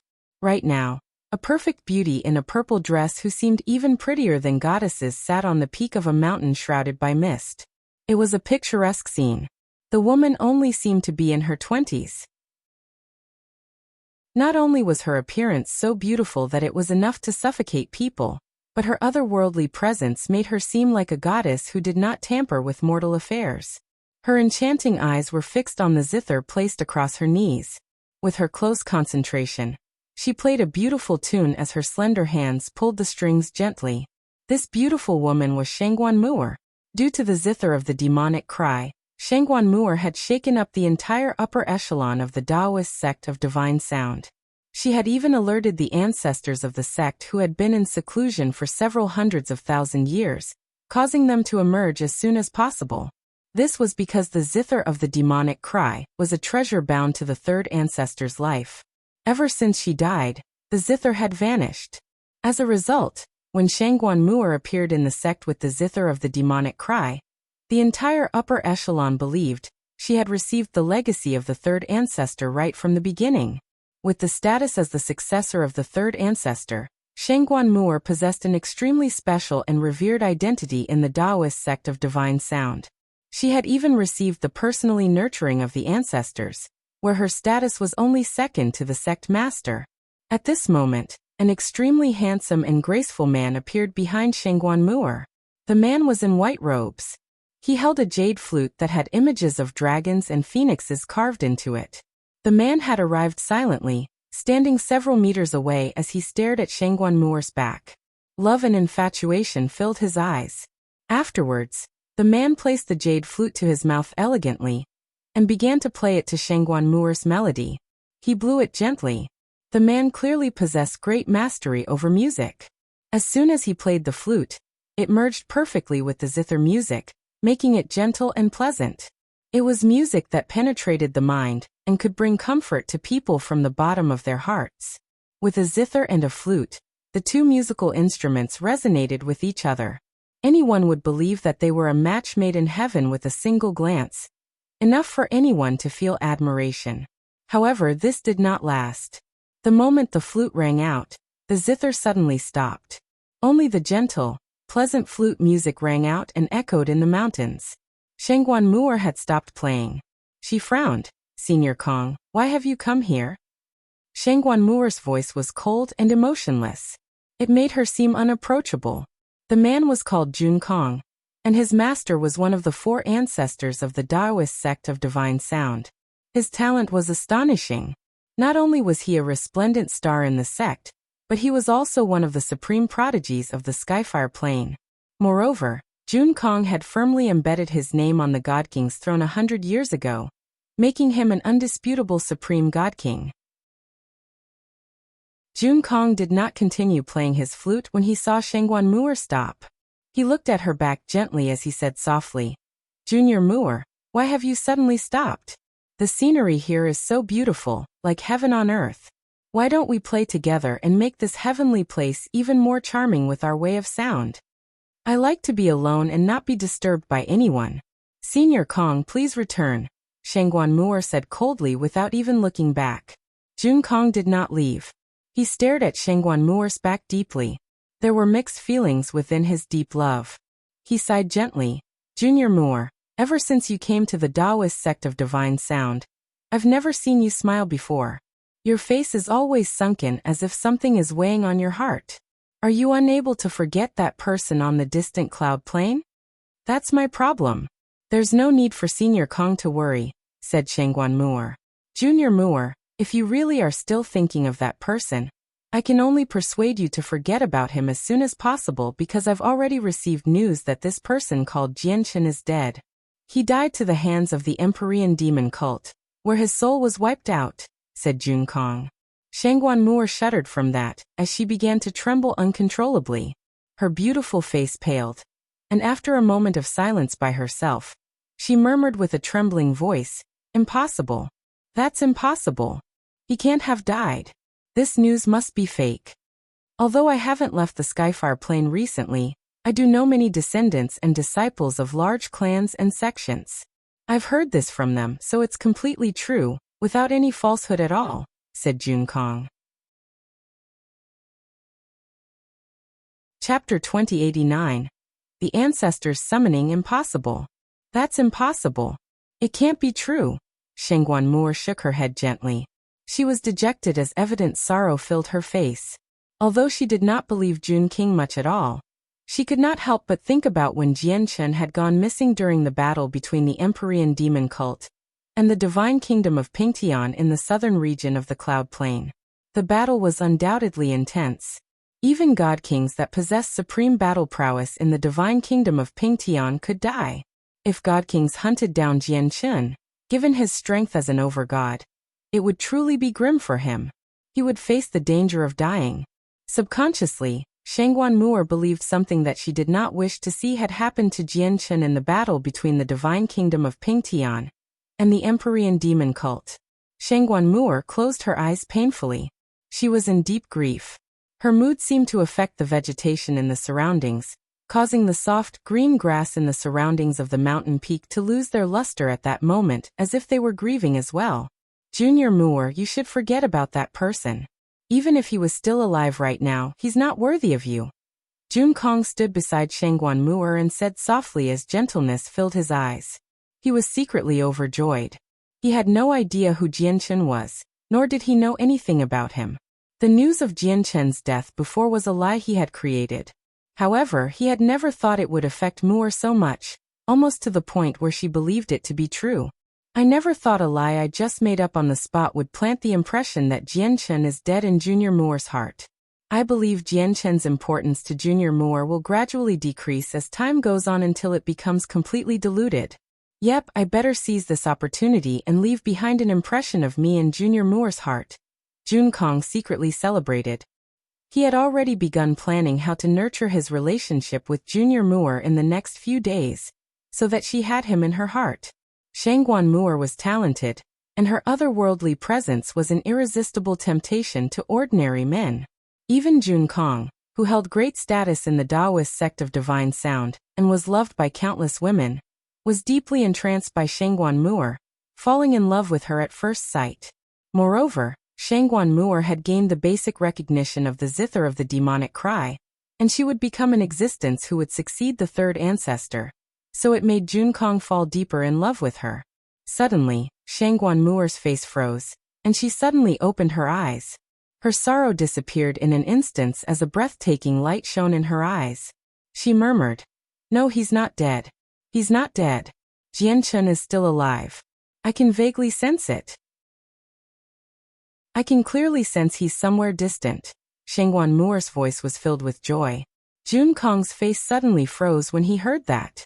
He stared at Moore in disbelief. Looking at her excitement and joy, Kong's face immediately warped in an ugly manner. At that moment before, he had just managed to plant the impression that Chen was dead in Moore's heart.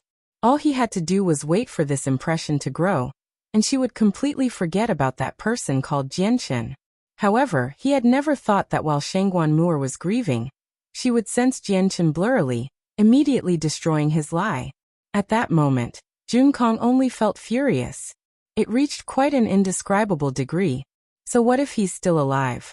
He's a person of a completely different world compared to us. He's not worthy of Junior Moore. Someone as puny as him probably can't even make it into our sect. Kong could not help but add. He felt deep envy towards Chen as well as hidden resentment. He continued to scoff, let alone making it into our sect. He probably can't even come to the Skyfire plane. The Skyfire plane is nowhere close to the Cloud plane. Senior Kong, you can look down on all the people in the world, but you can't look down on him. If I have to speak seriously, it should be me who's not worthy of him, not him being unworthy of me. As long as he has some time, I believe there's basically nothing he can't do in this world. Moore calmed down and said coldly, "Isn't he just a mere overgod? Yet he's being praised like this by Junior Moore. I wonder if he has managed to leave his name on the overgod's plaque," said Kong. The more Moore praised Chen, the deeper his resentment for Chen became. The ancestors have once said that first place on the God King's throne does not make you invincible among God Kings, and first place on the overgod's plaque does not make you the best among all overgods, because there are some extremely impressive prodigies who do not value fame, so they never attempt the overgod's plaque and the God King's throne, said Moore. She paused there and glanced at Kong before continuing. However, with Chen's talent, I believe he can definitely make it into the top 10 once he becomes a peak God King. Kong's face sank. He was a supreme God King from the God King's throne. Even though he was ranked towards the bottom, he still took pride in it. Now that Moore, someone he longed for, had told him to his face that the man she missed dearly was someone who could make it into the top 10 on the God King's throne, it was no different to a slap to his face. Kong's handsome face paled in fury. Anger rose up inside him as his resentment towards Chen reached its limit. It looks like I have to eliminate this Chen to get Junior Moore. Kong's eyes were cold as his heart was filled with killing intent. Kong Moore, come see me immediately. At this moment, an obscure voice seemed to pass through the fabric of space-time, and rang out in Moore and Kong's heads.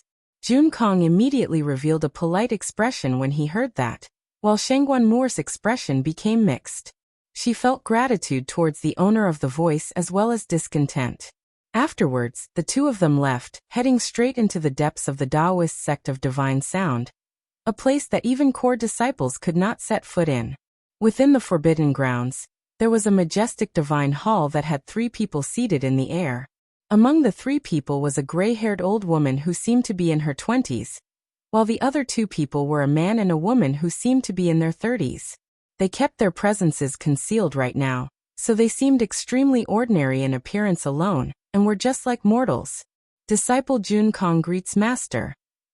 Disciple Moore greets the 3 ancestors. Moore and Kong stood politely below as they bowed. These three people were three of the four great ancestors of the Daoist sect of divine sound. They were the peak power of the sect. The three ancestors all looked at Shangguan eagerly.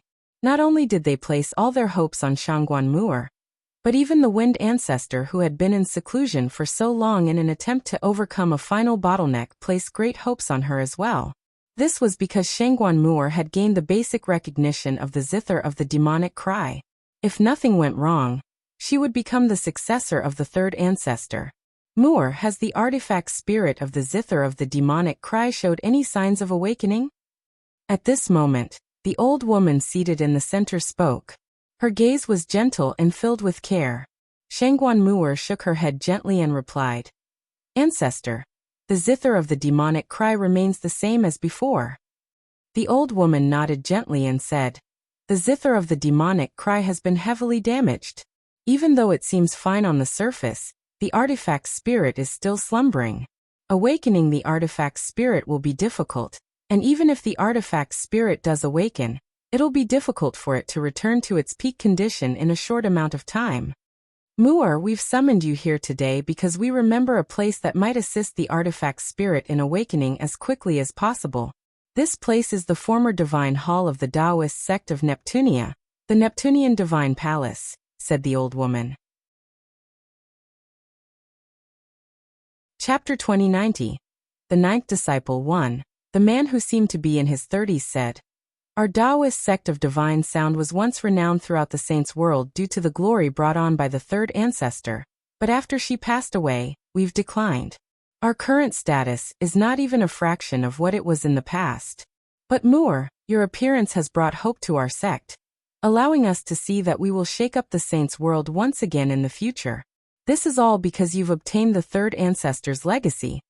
But if you want to inherit the legacy completely, the artifact spirit of the zither of the demonic cry must awaken completely, and then you can obtain the full legacy of the third ancestor from there.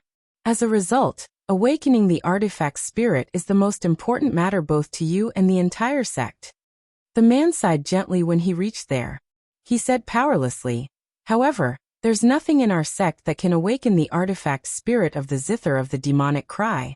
The only method we can think of right now is in the Neptunian divine palace."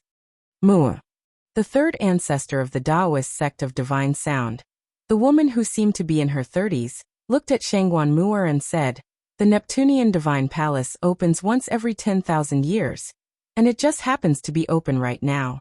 Originally, we planned for you to go the next time it opened. We believe that with your talent and the unconditional support and nurturing of our sect, we could raise your strength to the level of supreme god kings in 10,000 years, such that you would be without worries in the Neptunian divine palace.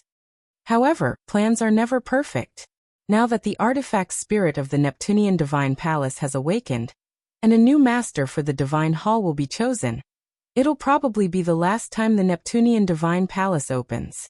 You cannot miss out on this opportunity. Ancestor, you want us to go to the Neptunian divine palace right now?" Shangguan asked. "That's right. The Neptunian divine palace opens for a very short period each time, so if you want to make it in time, you need to use the teleportation formation across planes," said the central old woman. Then she said to the two ancestors, "Lianqi Guna, you know exactly how important is to our Daoist sect of divine sound, so I'll leave the escorting up to you and your husband when you go to the Neptunian divine palace. Moreover, the Neptunian divine palace this time will be different. Many supreme prodigies will definitely be gathered in there. Although has already become a god king from the sect's full support, she is still nowhere close to those supreme prodigies, so her safety in there will be handled by Jun Kong." With that, Jun Kong's face immediately lit up. He said in a hurry, "Please do not worry, master and ancestors. In the Neptunian divine palace, disciple, I will definitely keep Junior safe to the best of my abilities." "All right. With Jun Kong going in again, we don't need to worry about safety too much in the Neptunian divine palace," said the man. He was Lianqi as well as Jun Kong's master, one of the four ancestors of the Daoist sect of divine sound. "Let's not tarry and set off right now." Guna stood up and glanced at Lianqi gently before immediately leaving in a group of four. At the same time, There was a gloomy space that never saw daylight elsewhere. The environment there was horrid, filled with swamps and poisonous insects. There were even abnormally powerful magical beasts and life forms of other races that darted about like shadows. Bloody slaughter happened everywhere. Currently, there was a young man soaked in blood within a forest in that space. He engaged in an intense battle against a huge, golden ape that was 100 meters tall. He fought with great intensity, where each clash was like the collision of two huge meteorites. Deafening booms rang out with terrifying energy shockwaves. Whenever they clashed, it would carry an overwhelming amount of origin energy, leading to a destructive fight. The huge ape was covered in blood, where its thick, lustrous, golden fur had been dyed red by blood. It roared out furiously and struck out time and time again in a battle to the death against the young man. The battle lasted for several hours. In the end, the young man produced a huge strand of sword chi that pierced the golden ape's head, bringing the battle to a close. After the battle ended, the young man knelt on one knee as he gasped for air. He murmured, "I never thought ancient great apes would actually be so powerful. It was just a young gold ape king. Yet it was so difficult to deal with despite being at the same cultivation level. I really wonder just how terrifying dark gold apes will be. It's already very impressive that you could defeat a gold ape king of the ancient great apes. However, unless you rank within the top 10 on the God King's throne, you're nowhere close to being the opponent of a dark gold ape king of the ancient great apes. That is because their bloodline is so powerful that it's only a tad weaker than the warring gods." A woman's voice rang out of nowhere at this moment, reverberating across the entire world. With that, the gloomy world suddenly distorted heavily. The entire world actually faded away at a visible rate before completely vanishing in the end. It was replaced by a huge, empty space. The young man soaked in blood stood within that huge space. Tremendous, unimaginable formations filled the surroundings, where every line of inscription glimmered like the stars in the sky. However, the energy pulses they gave off were enough to destroy worlds. Even in the saint's world, this was a formation that had reached the very peak. The gloomy space before and the golden great ape had been conjured by the formation. Even though the world was fake, the battle was real, so the young man's blood did actually drip from his body while his wounds were real as well. It's just a pity that dark gold ape kings haven't appeared for several million years. The woman's voice rang out once again with pity. This time, the origins of her voice were no longer undetectable anymore. It had clearly originated from behind the young man. Several hundred meters behind the young man, a woman who only seemed to be in her 20s stood there in a red dress. Although she seemed like a mortal, without giving off any presence of possessing cultivation, her bearing was otherworldly. She possessed a beauty that was capable of outshining even the moon. The bloodied young man looked at the woman and snickered. He clasped his hands towards the woman and said, "Greetings, 8th Senior. Although you were brought up by Senior Bishing, you haven't been formally acknowledged as a disciple, so you're not exactly my junior. Clean yourself up immediately. Master wants to see you," the woman said to the young man before turning around and leaving. "Master wants to see me?" The young man blinked when he heard that. He wondered inside. "I've already been here for so long, but I've never seen Master. Let alone Master, I haven't seen anyone else apart from 8th Senior, and that old man called Bishing. Moreover, that old man is not even a person. He's an artifact spirit. That old man called Bishing always praises how powerful Master is, but I've never seen Master before at all. I can finally see him now. If Master really is as powerful as that old man says he is, sending me back must be a piece of cake for him." Chapter 2091. The 9th disciple, too. Before long, the young man had changed into a set of clean clothes. He put on snow-white robes and followed the woman in a red dress as he wandered inside. His wounds had recovered miraculously in that short amount of time, returning him to peak condition. The two of them remained silent along the way. In the end, the young man was brought into an extremely majestic hall under the lead of the woman. As soon as he entered the hall, the young man's heart suddenly shuddered. He studied the hall and showed a sliver of sternness. At that moment, he felt like he had arrived in a boundless universe as he stood in the hall, where he actually felt like he was insignificant. At the same time, there seemed to be a pressure that crushed down on his soul, causing it to tremble uncontrollably. Disciple Byron greets Master. At this moment, the woman at the front dropped to the ground and bowed. Her voice was filled with respect. As for the young man, the tremendous presence of the hall seemed to steal his mind as soon as he entered the place. He had fallen into shock and became lost. Only when the woman's voice rang out did he suddenly snap back to his senses, immediately gazing over. To one end of the hall sat a figure on a throne. A thick layer of light conjured from laws radiated from the figure, causing the space to distort. It completely obscured the person's appearance, where even the person's body was reduced to a blur. This was what the young man had seen with his first glance. Just when he continued to study the person out of curiosity, he suddenly felt a sharp pain in his eyes, forcing him to close them. Afterwards, his body directly dropped to his knees uncontrollably, astounding the young man. Disciple Mingdong greets Master. The young man knelt on the ground as he brought his head down very low. He did not dare to raise his head to even glance at the person on the throne. He felt fear from his very soul when he faced the figure on the throne, where even his soul trembled. He firmly believed that even though he was no longer weak now, the person on the throne could kill him without attacking him at all. Just a glance would be enough. Unsurprisingly, the young man was Mingdong, who had entered the 9th floor of the Anata Tower with Chen, before being sent to the Saint's World by the projection of the Heavenly Palace of Bishing. After arriving in the Saint's World, Mingdong understood everything. He had been brought to the Saint's World all because of the handiwork of the Heavenly Palace of Bishing's artifact spirit. Although the artifact spirit of the Heavenly Palace of Bishing was located in the distant Saint's World, it possessed a connection with the projection on the 9th floor. After sensing Mingdong's talent, it made a decision by itself to bring Mingdong over through using up all the energy in the projection. Mingdong, I still have not taken you in as a disciple, so calling me master is too soon, said the person on the throne. Their voice seemed to possess all the sounds in the world, making it impossible to tell whether they were male or female. There was only a sense of coldness and emotionlessness from the voice. However, you indeed have extraordinary talent with the laws of destruction. To be able to comprehend the laws of destruction to such a level in such a short amount of time, you indeed have the right to become my disciple. The figure continued emotionlessly with a dignified voice.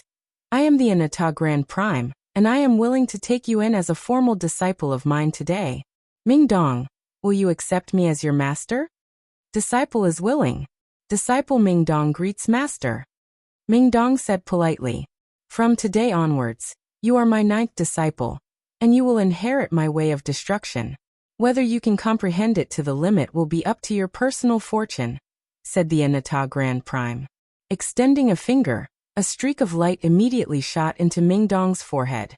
Mingdong quivered as he closed his eyes uncontrollably. The streak of light contained a tremendous amount of information. Even with the current strength of Mingdong's soul, he was unable to digest it all in a short amount of time. After who knew how long, Mingdong finally opened his eyes. He looked at the blurry Anata Grand Prime, who sat high up, and after hesitating for a while, he finally made up his mind. Master, Disciple has a request. Disciple knows that Master's abilities are boundless, so Disciple hopes that Master can send Disciple back to the world where Disciple came from because Disciple still has a friend that has gone through thick and thin with Disciple. Disciple hopes to take this brother to the Saint's World as well. I ask for your permission, Master. The brother you speak of is already in the Saint's World. If you want to find him, go to the Neptunian Divine Palace. By Rome, take your 9th junior there, said the Anata Grand Prime. Yes, Master. Byron replied politely before leaving with Mingdong. Mingdong, on the other hand, had become lost. Some disbelief still lingered on his face. He had tried coming up with everything to return to the Tianyuan continent for Jian, but he had never thought that he would learn that Jian was already in the Saint's World from his master, the Anata Grand Prime. 8th Senior, how does Master know about my brother? And how does Master know that my brother has already come to the Saint's World? And how does Master know all this with so much certainty? Oh right, and what kind of place is the Neptunian Divine Palace? Ming Dong looked at Bai Rong in perplexion after leaving the hall. Bai Rong's expression did not change at all. She replied calmly, Master's cultivation realm has already reached an unbelievable level. Master stands supreme in this world, making Master an existence like the very laws of the world. All Master needs is a single thought, and Master can see through all the mysteries of the world, allowing Master to peer into both the past and the future. Learning where your brother is naturally a piece of cake. Whoa, Master is so powerful. In other words, in the entire Saint's world, or even the myriad of lower worlds, Master can find anyone with a single thought no matter how far away they are, even if they are separated by thousands of worlds, right? Ming Dong asked in shock. That's true towards some weaker existences. However, if it's other grand primes, there'll be many difficulties in finding them even with Master's abilities because experts like that can hide their traces, said Bai Rong. After formally becoming a disciple, Ming Dong's status was completely different from before. Bai Rong answered all of his questions. However, Ming Dong had also learnt a shocking piece of news from Bai Rong. Of the 9 great disciples of the Anata Grand Prime, 4 were already dead.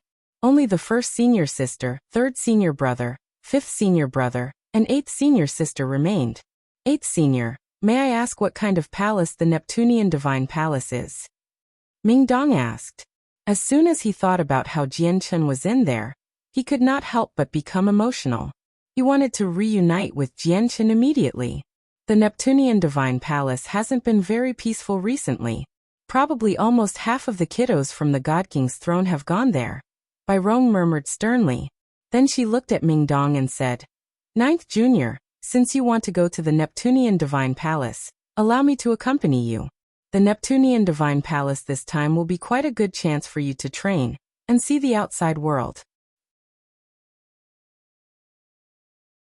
On the 8th floor of the Neptunian Divine Palace, Chen's body floated in the scorching lava that could melt even low-quality god artifacts. His entire body was covered in lava as he slowly sank towards the bottom. Right now, Chen was completely unconscious, so he had no idea that he currently faced unprecedented danger. The lava there was just too terrifying. Even items as tough as god artifacts could be broken down, let alone Chen's body. Even though he had already reached the 12th layer of the chaotic body, his body was only as tough as supreme quality saint artifacts if his defenses were pushed to the maximum. Naturally, he was unable to keep himself safe in the lava. Moreover, he was currently unconscious. His body was not pumped full with chaotic force, so the defenses of his chaotic body had not been pushed to the maximum. As a result, in under 10 seconds of falling into the lava, his body had already been charred black. All of his skin had cracked completely. After Chen spent 15 seconds in the lava, his body began to disintegrate away slowly, turning into ash and becoming a part of the red-hot lava. Moreover, as time went on, Chen's body disintegrated faster and faster. If this continued, the lava would probably reduce Chen's entire body to nothingness in under half a minute. In the end, his soul would be wiped out. Currently, Chen faced great danger. If he was still conscious, there would be hopes of him escaping from the lava through the toughness of his chaotic body, but he just happened to be unconscious. Just as he faced this critical moment, the damaged Anata Tower appeared near Chen, rapidly approaching him. Afterwards, Kaya, who was forcefully tossed inside by Chen earlier, suddenly flew out of the tower with a barrier of energy, heading straight for Chen. As soon as Kaya left the tower, the barrier of energy around her dimmed at a rapid pace. It only lasted for a moment before showing signs of shattering. However, Kaya moved extremely quickly. When the barrier of energy around her shattered, she had already grabbed Chen's burning body successfully and returned to the Anata Tower with a flash. At that moment, if Chen was still conscious, he would definitely be astounded because Kaya managed to move in and out of the Anata Tower as she wished without the permission of him, who was basically the de facto owner of the tower now. Kaya gently placed Chen onto the ground on the 1st floor. When Chen's body came in contact with the ground, the solid stone he touched immediately began to melt, forming a small pool of scorching lava. Chen had just been pulled out of the lava. Naturally, he was still burning hot, so much so that he could even melt the tough rocks there. A sliver of worry appeared in Kaiya's eyes when she looked at Jian Chen's wounds. After a moment of thought, she took out several god-tier heavenly resources from her space ring and ground a portion of them to dust before gently sprinkling a portion onto Jian Chen. She directly fed the other portion into Jian Chen's mouth. There was naturally no doubt about the efficacy of god-tier heavenly resources. Jian Chen's wounds immediately healed at a visible rate. His charred skin gradually recovered some of its normal color. This time, Jian Chen was extremely injured. Even with the heavenly resources and the regeneration of the chaotic body, it took him 3 whole days before he fully recovered. Even though the wounds to his body were healed now, Jian Chen remained unconscious. Ziyin and Xiao Man had already arrived beside Jian Chen. They looked at him as they showed deep worry. Is Big Brother fine? Why isn't he awake yet? Xiao Man squatted beside Jian Chen as she asked in dejection. He's already fine. It's just that something has happened to his soul, so he should remain unconscious for a few more days. Kaiya looked at Jian Chen and said softly, Ziyun will never forget the kindness that you two saviors have shown. If I get the chance, I will definitely return it. Ziyun bowed at Kaiya deeply as she said sternly. She was grateful. This time, Jian Chen remained unconscious for a very long time. Only after half a month did he slowly wake up. As soon as he opened his eyes, he immediately felt a sharp pain in his soul. Ah, Big Brother, you're finally awake. Fantastic. That's fantastic. Sister Ziyun, Sister Kaiya, Jian Chen has woken up. Jian Chen heard Xiao Man's voice first. It was filled with excitement and joy. Without any need for a reminder, Ziyun and Kaiya had already sensed that he was awake the moment Jian Chen opened his eyes, as they were god kings. They all made their way over. Jian Chen sat up slowly. He looked around with some confusion, but soon afterwards, everything that happened before he lost consciousness flashed through his head, allowing him to clearly recall how several supreme god kings had surrounded him, all the way until the evil power took over. However, Jian Chen had no idea what had happened after the evil power took over him.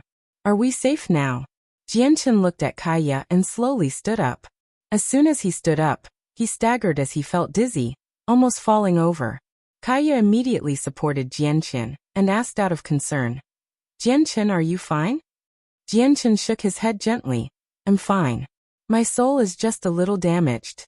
It's probably caused by the evil power. We're currently in the tower, and the tower has sunken to the very bottom of the lava. It's impossible for the people above to come here, so safety is not a problem. Go heal up first, said Kaiya. Savior, I have pills that can heal the soul here.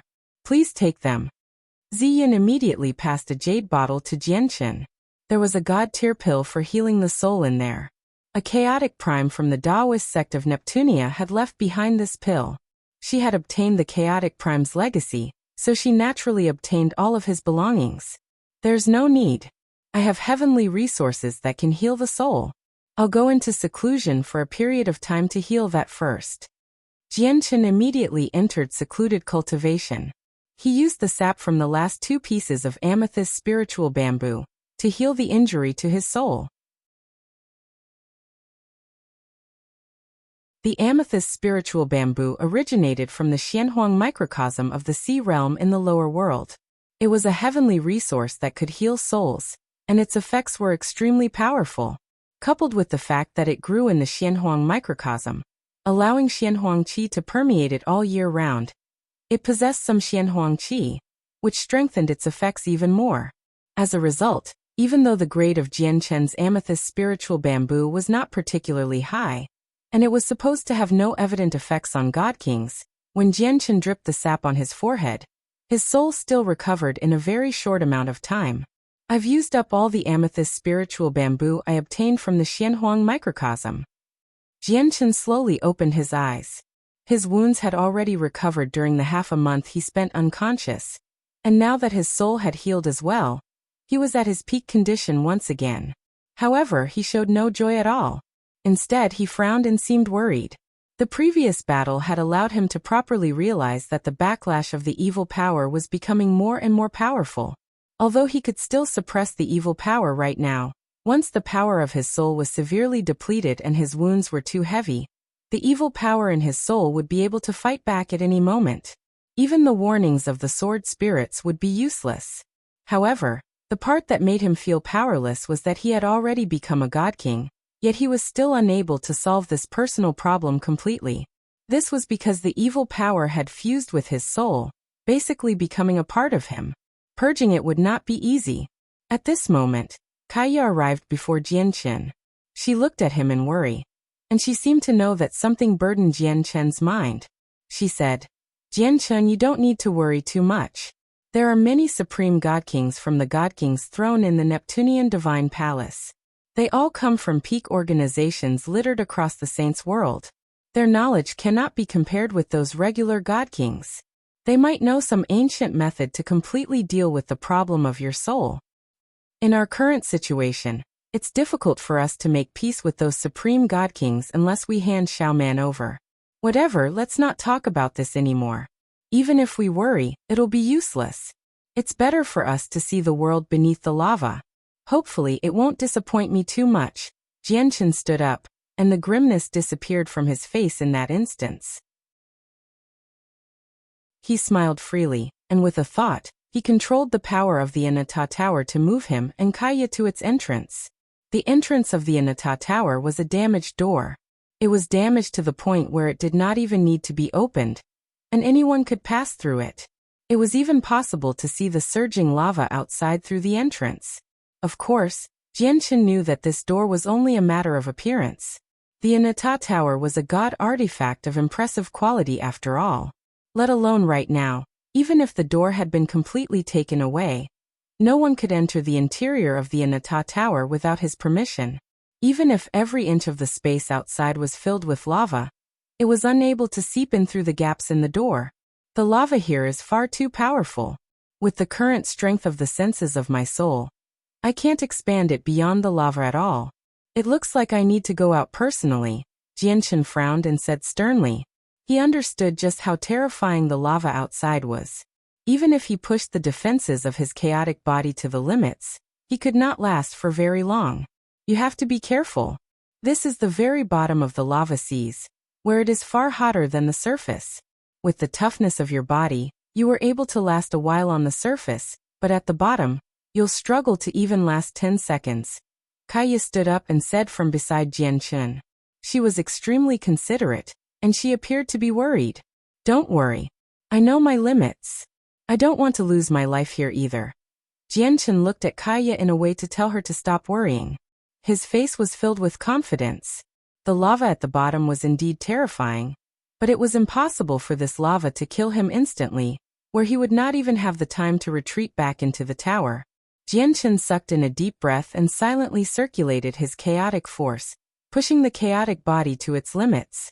Afterwards, he set up a screen of light around himself composed from the laws of the sword. After making all these preparations, he left the Anata Tower with a flash and entered the scorching lava. Jian, you have to be careful. Don't travel too far away, and if you can't endure it, return immediately. Don't ever bite off more than you can chew, Kaya said from behind him. At the same time, she had already made up her mind that once Jian encountered any dangers, she would charge out without any hesitation. As soon as he left the Anata Tower, an indescribably terrifying heat came rolling over. In just a single instance, the screen of light around Jian became dull, and in less than 2 seconds, it had shattered already. What terrifying lava!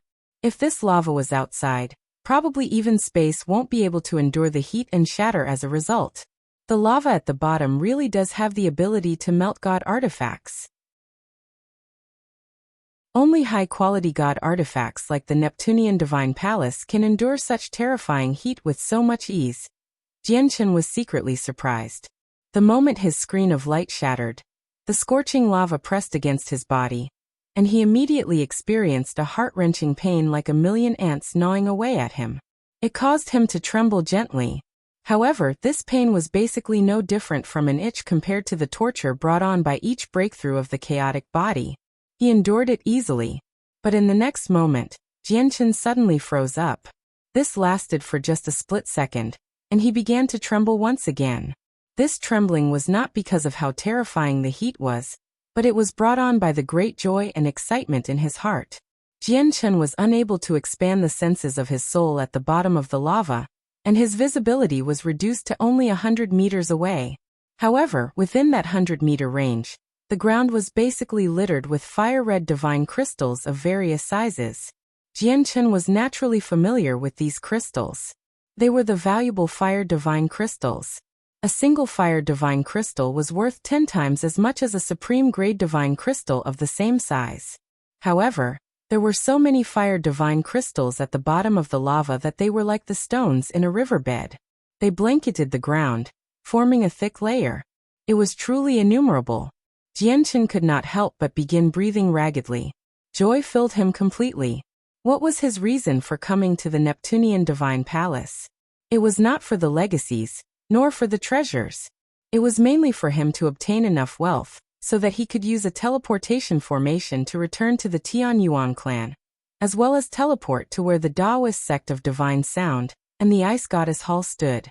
The Daoist Sect of Divine Sound had his wife, Shengguan Mu'er. The Ice Goddess Hall had his sister, who he had not seen for many years, Changyang Mingyue. There was even the heavenly palace of Bixing where the Anata Grand Prime resided. As Ming Dong had been taken to the Saints' World by the heavenly palace of Bixing back on the Tianyuan continent. Traveling to different planes quickly would cost an astronomical sum of divine crystals.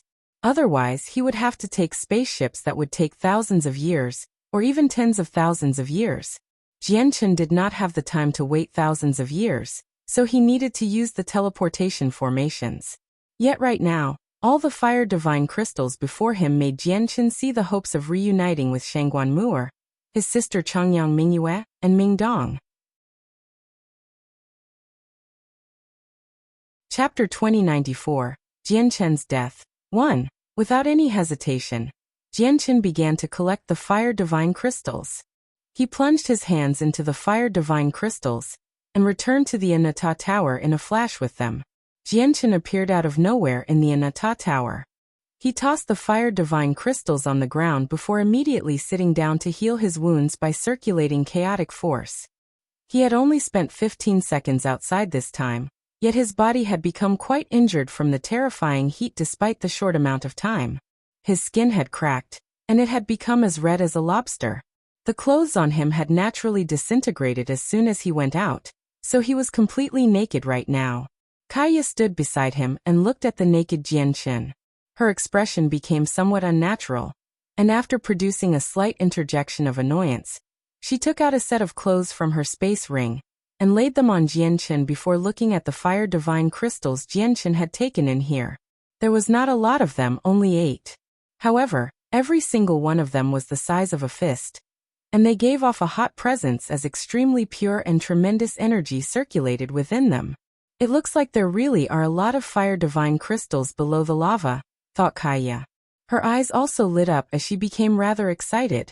Chen healed especially quickly because he circulated his chaotic force to focus on healing, so he made a full recovery in just 6 hours.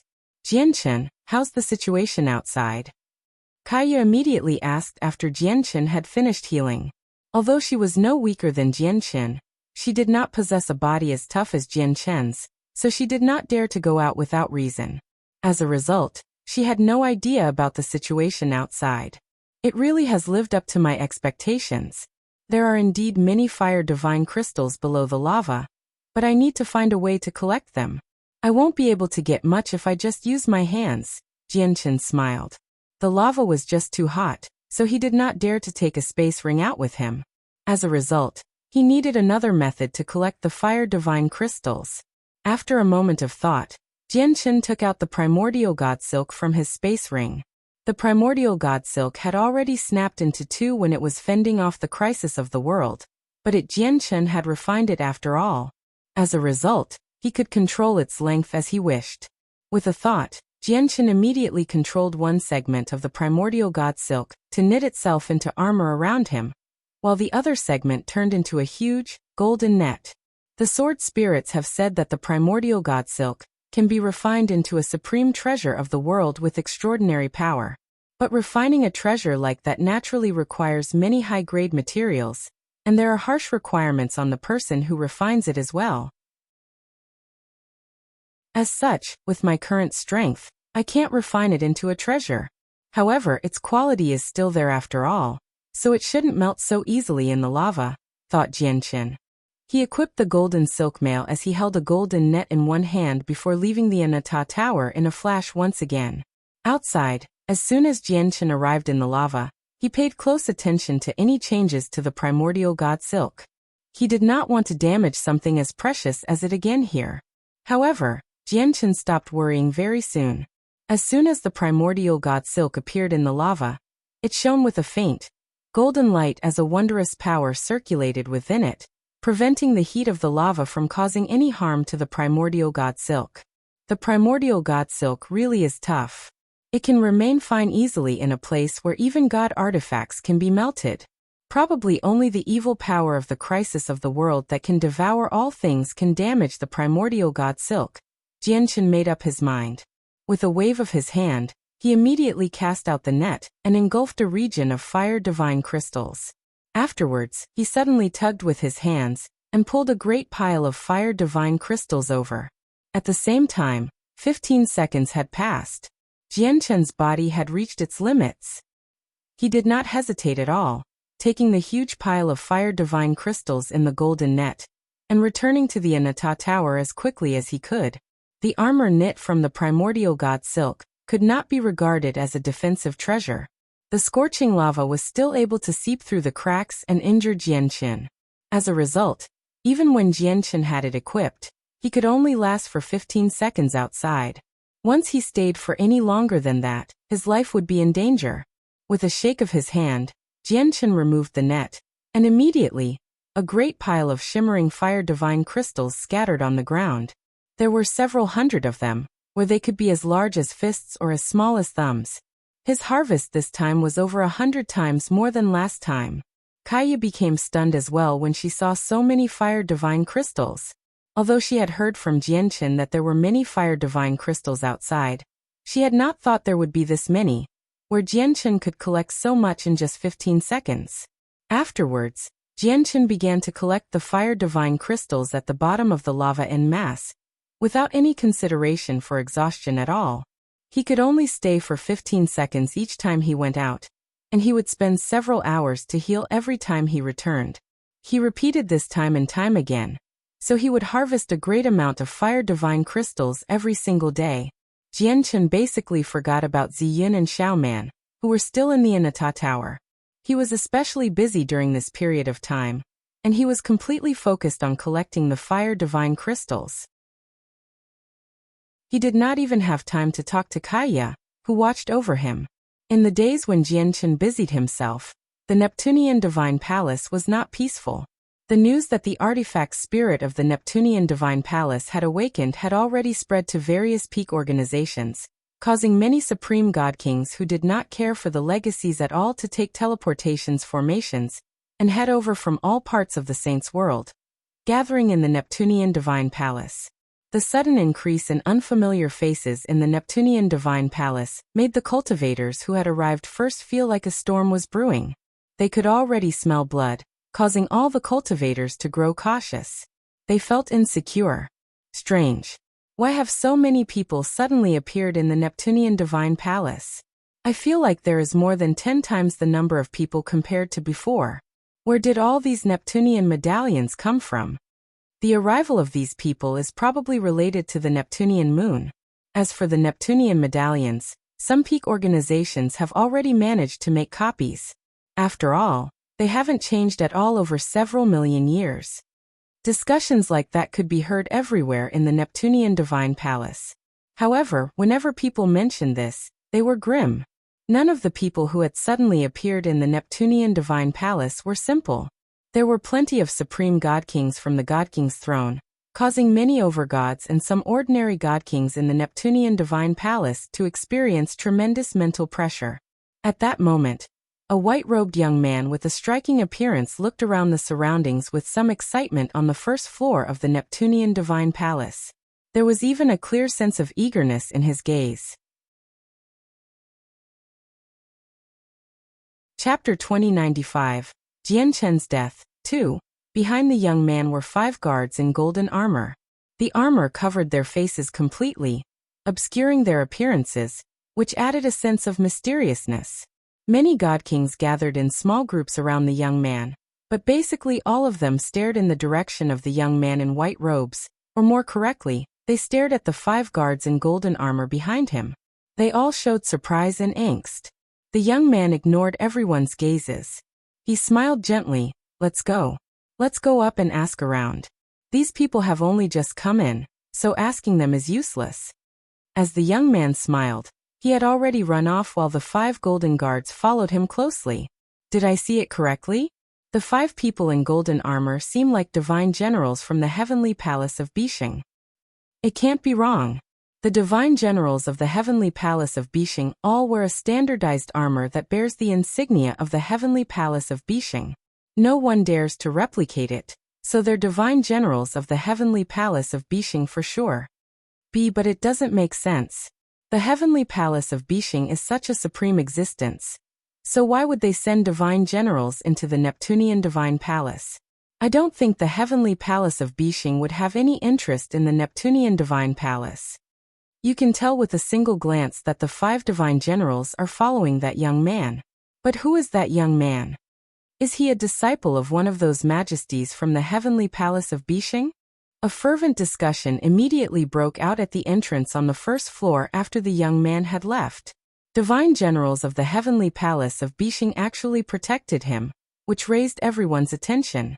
Even the supreme god kings among them became stern. It doesn't matter who the young man is. We can't afford to become his enemy.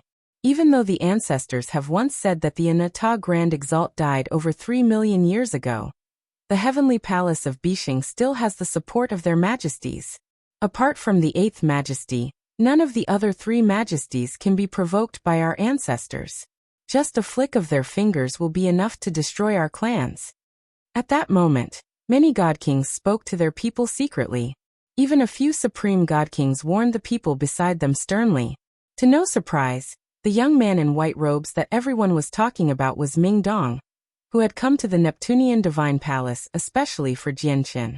At this moment, Ming Dong wandered through the Neptunian divine palace with the 5 divine generals of the heavenly palace of Bishing. He would go ahead and ask anyone he met about Jian, regardless of their cultivation. Jian? Never heard of him. Brother, I've only entered the Neptunian divine palace recently, so I really don't know who Jian is.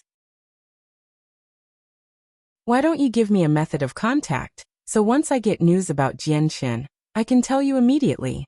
Ming Dong asked several people consecutively, but the end result was very obvious. Everyone he came across had only entered the Neptunian divine palace recently, just slightly earlier than him, so they naturally did not know about Jian. When the people Ming Dong stopped saw the special attires of the divine generals, and the insignia of the heavenly palace of Bishing, they all became extremely polite and spoke with much respect. They did not dare to waste any time. The heavenly palace of Bishing was indeed far too distant to cultivators who struggled at the bottom of the hierarchy. Some of them did not even possess the right to know about it. However, all the disciples and descendants of large organizations were familiar with it. There's no one who knows in the lower floors. It looks like I need to make my way up, thought Ming Dong. Then he looked at the 5 divine generals behind him and said, "The armor you wear is too eye-catching. Although I've come to the Neptunian divine palace to search for my brother Jian, 8th Senior has set this up as training for me as well. If you keep wearing the armor, I won't be able to train at all, so put the armor away. Don't wear it unless I'm facing critical danger." "Yes, 9th Majesty." The 5 divine generals replied together and stowed the golden armor away, revealing their appearances. All 5 of them were middle-aged men. They were expressionless while their eyes were extremely cold. Every single one of them was a vicious person who had gone through countless battles and had maneuvered their way to their current position over the corpses of others. Just as expected, no one was able to recognize that they were from the heavenly palace of Bishing anymore. Afterwards, Ming Dong took the 5 divine generals with him as he made his way through the Neptunian divine palace. He went all the way to the 9th floor, and finally stopped a god king that was passing by. He clasped his fist politely and asked, Sir, have you heard of a person called Jian? Jian? The young man who appears to be in his 20s? The one who comprehends the laws of the sword? The God King was surprised and replied with more questions. Yes. Him. It's him. If you know where Jian is, please tell me. I will definitely be extremely grateful. Ming Dong immediately beamed. He had separated with Jian for so many years, and they could finally meet once again despite being in a foreign land. He struggled to remain calm over this as he experienced great excitement. He was killed off long ago. Even his corpse doesn't remain. You're dreaming if you want to find him, the God King said indifferently, and no longer paid any attention to Ming Dong, directly leaving by himself. Ming Dong's face suddenly froze. His excited emotions seized up at that moment, and his heart stopped beating. His blood stopped flowing. The news from the God King boomed through Ming Dong's head like a bolt from the blue. It stunned him completely. Jian is dead. He is already dead, Ming Dong murmured softly. He seemed to have lost his soul, but this only lasted for a split second. In the next moment, his gaze suddenly became extremely sharp and extremely terrifying. A powerful presence as tremendous as the ocean radiated from his body. Impossible. This is impossible. This can't be possible. Ming Dong roared out furiously. With a flash, he chased up to the God King, and he was no longer as polite as before. Ming Dong directly grabbed him by his robes and lifted him up as he bellowed out. What did you just say? You're lying to me, right? You're lying. Tell me, you were lying me before. Tell me you were lying to me before. Ming Dong seemed to lose his mind. In the moment before, he was still thinking about the joy and excitement he would feel when he reunited with Jian. Yet in the next moment, he heard that Jian was already dead. The difference between his thoughts and reality caused an extremely great impact on him. He struggled to accept it. Ming Dong's presence immobilized the God King. He could not help but pale in fright as he said with a trembling voice, Senior, I've only heard that Jian's dead. I haven't seen it with my own eyes. Maybe I am wrong. You must be lying. My brother can't have died here. Ming Dong roared out as he tossed the God King far away. Immediately, he stopped a second God King and asked the same question. Sai, Jian really is dead. I saw that battle clearly from nearby. There were a total of 8 Supreme God Kings from the God King's throne throughout the entire process who worked against him. Jian fought against them despite only reaching God King recently, and he died on the 8th floor in the end. His corpse fell into the lava, so even his remains have been destroyed. The God King shook his head as he sighed. He showed much pity. It truly is a pity. A supreme prodigy like Jian has actually passed away at such a young age, dying to the hands of several supreme God Kings. If he had enough time to grow, he probably would have the right to stand firmly as the first place on the God King's throne. After sighing gently again, the God King left Ming Dong's side. Arg! Ming Dong roared out. His furious voice rang through most of the 9th floor, and with it, an extremely powerful and terrifying killing intent exploded from his body like a flood. It reduced the origin energy in the surroundings to a mess. The second God King had personally witnessed the astounding battle, so he spoke with much detail. Everything he said seemed to flash through Ming Dong's head as if Ming Dong saw Jian being surrounded, fighting for his life against 8 Supreme God Kings from the God King's throne with his early God King cultivation before falling into the lava and burning into a crisp. Ming Dong became so overwhelmed with grief that he wanted to end it right there. He refused to believe it, nor could he accept that something like this would happen to the brother he had been separated from for so many years, just when they were about to reunite. Reality had become so brutal. I'm late. Ming Dong felt like his heart was being ripped to pieces as he was filled with sorrow. He knelt on the ground powerlessly, pounding it with punch after punch, causing it to tremble constantly like an earthquake was occurring. His eyes became bloodshot. Ninth Majesty, I'm sorry for your loss. A divine general comforted. Suddenly, Ming Dong traveled away at an extremely great speed with a single movement, directly flying towards the 8th floor. Ninth Majesty. The expression of the 5 divine generals changed slightly as they pursued while calling out. Ming Dong directly made his way to the 8th floor. Looking at the scorching lava below, He equipped a set of armor without any hesitation and charged towards it. To no surprise, the armor was a god artifact. Even though the armor would not be enough if he plunged to the bottom of the lava, he would last for a while at the surface. Even if my brother is dead, I can't let him rest here. Determination flooded Mingdong's eyes as he charged into the lava resolutely. He wanted to retrieve Chen's corpse. Ninth Majesty, you must not. Behind him, the expressions of the 5 divine generals changed. They all hurried over as quickly as they could, stopping Mingdong with speed even greater than his. Move, Mingdong called out. His gaze was extremely sharp. However, the 5 divine generals were specially chosen by his 8th senior. They were the 5 strongest god kings of the heavenly palace of Bishing. Every single one of them possessed an extraordinary cultivation, and they knew powerful secret techniques. Their cultivation methods even originated from the Anata Grand Prime in the past, so they were even more powerful than some supreme prodigies. With them working together, Mingdong was unable to resist at all. He was taken high up into the sky by them. Ninth Majesty, the lava here is extremely terrifying. It can even melt god artifacts, so if Chen has fallen in there so long ago, he has probably already been burnt to a crisp. If you're going to risk danger and go in there and waste your efforts, why don't you save it instead and avenge Chen? A divine general said. Revenge. Mingdong gradually calmed down as his eyes instantly became filled with frigid killing intent. Afterwards, the 9th Majesty of the Heavenly Palace of Bishing, the 9th disciple of the Anata Grand Prime, Mingdong, seemed to lose his mind.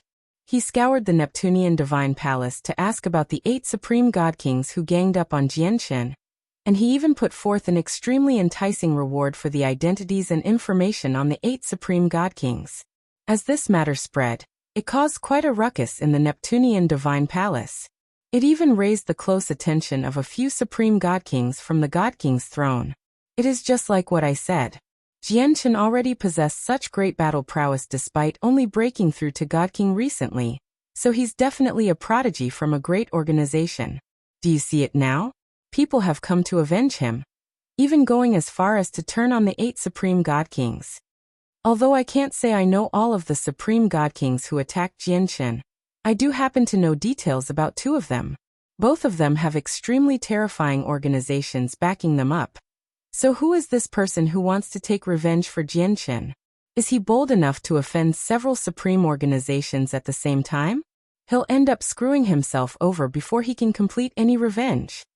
Information on any single person from the 8 is enough to exchange for a supreme quality saint artifact. If you can provide their exact location, you will receive a god tier pill. Heavens, who is this person? He can take out supreme quality saint artifacts and god tier pills as he pleases. Isn't he far too wealthy? It looks like the person who wants to avenge Chen has extraordinary origins. He doesn't fear the 8 supreme god kings at all, and he isn't even taking the organizations behind the 8 of them seriously. Conversations about the astronomical rewards could basically be heard everywhere in the Neptunian Divine Palace.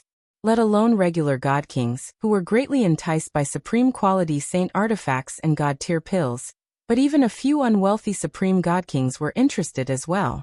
Once Mingdong announced his astronomical rewards, it led to a surge in the Neptunian Divine Palace, becoming the new topic of conversation.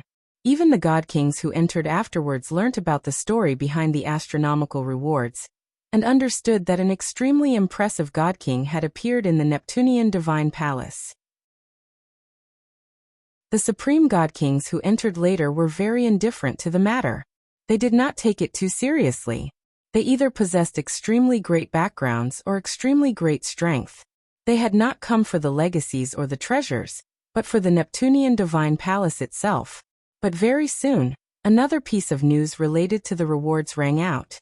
Not only did it stun basically everyone in the Neptunian Divine Palace, but even several supreme god kings showed disbelief. The capture of any one of the 8 god kings will be rewarded with a low-quality god artifact. He's insane. He has gone insane. This person is a complete madman. Is this person kidding with us all about giving a low-quality god artifact as a reward? Or is he really that rich? Heavens, that's insane. A god artifact. It's a god artifact. Even if it's a low-quality god artifact, it's still something that's priceless in the saints' world. Let alone the fact that even Supreme God King would treat it as an absolute treasure, but even many infinite primes would be willing to go through bloodshed for a low-quality god artifact. The capture of a single person will be rewarded with a low-quality god artifact. Doesn't that mean there are 8 low-quality god artifacts if all 8 of them are captured? That's unbelievable. Who is this person? Can he really take out that many god artifacts? Once god artifacts were thrown onto the table, it immediately shook up the entire Neptunian divine palace. Even the supreme god kings who came in later were stunned. The 8 supreme god kings who worked against Jian Chen naturally raised much attention under the enticement of such a great reward. More and more people looked around in search of information about them and their whereabouts. Hahaha, Jian Chen is a mere early god king. Why would he need the 8 of us to deal with him? Any single one of us would have been enough to crush him effortlessly. The reason why we all worked together was not because of how powerful he was, but because he possessed something that interested us. We all wanted it for ourselves, which was why it seemed like we were attacking him together. Whoever wants to avenge Jian Chen, I'll be waiting for you at the Moon's View Peak on the 10th floor. I hope you don't make me wait for too long. The supreme god kings who attacked Jian Chen were rather arrogant, and they stepped forward themselves. In the end, the message made it to Mingdong very quickly after being passed on by countless people. Moon's View Peak. Mingdong murmured on the 9th floor as killing intent filled his eyes. He directly made his way towards the Moon's View Peak with the 5 divine generals. Currently, an old man and a young man stood on the top of a mountain in a remote mountain range on the 9th floor. They were grave. Whoever is bold enough to take revenge for Jian Chen must have a huge background. And he's even fearless enough to directly place bounties on supreme god kings, which means he is not taking them seriously at all. Let's hide for now and not go out temporarily, the old man among the two said grimly. The old man was one of the people who attacked Jian Chen, Song Ying. The young man was the supreme overgod who ranked first on the overgod's plaque, Mo Chung. With his cultivation as an overgod, he could kill regular god kings. Although he was not as great as Jian Chen, he was still a shining star. He's fearless, but that doesn't mean we should fear him, Mo Chung said coldly. Even though he was nowhere close to the supreme god kings right now, he was not afraid of people like that at all. We're naturally not afraid of him, but young master, you're still not the opponent of supreme god kings yet. Once we encounter the person who wants to avenge Jian Chen, I have no confidence that I can keep you safe, said Song Ying. Then I'll contact Master and get him to send reinforcements, said Mo Chung. There's no need to alarm Master. The journey to the Neptunian Divine Palace is only training for you after all. At the same time, a young man in gold robes sat on the ground somewhere on the 10th floor. His face was pale as he seemed frail. Before him, there was a man in black clothes. He was also pale-faced and frail. Gongzheng, our souls have been injured by Jian Chen. Even if we ingest god-tier pills, we can't recover in a short amount of time. We're nowhere close to our peak condition. In our current state, we have to work together if we still want to get a share of the Neptunian Divine Palace, said the man in black. He came from the Bai family, and his name was Bai Yi. The Bai family was also a great clan in the saints' world. They possessed much strength. The young man in gold nodded, agreeing to Bai Yi's suggestion of working together. I heard that the person who wants to avenge Jian Chen has even put forth god artifacts as a reward. What extravagance! Bai Yi, are you interested in going to the Moon's View Peak to see how skilled this person is? I was just thinking that. If we get the opportunity, we can kill him off during all that as well, Bai Yi said slowly as a cold light flickered through his eyes. The Moon's View Peak was originally a regular mountain that had no renown in the Neptunian Divine Palace at all. However, the mountain that many people had not even heard of before had become well known now. The supreme god kings who worked against Jian Chen called the mysterious person with great wealth to the Moon's View Peak to fight. This immediately attracted a great deal of attention. For a time, all the cultivators in the Neptunian Divine Palace gathered over from everywhere towards the Moon's View Peak. They wanted to see who the person who had publicly placed a bounty on the 8 supreme god kings was, and they also wanted to see if he truly possessed the strength to do that.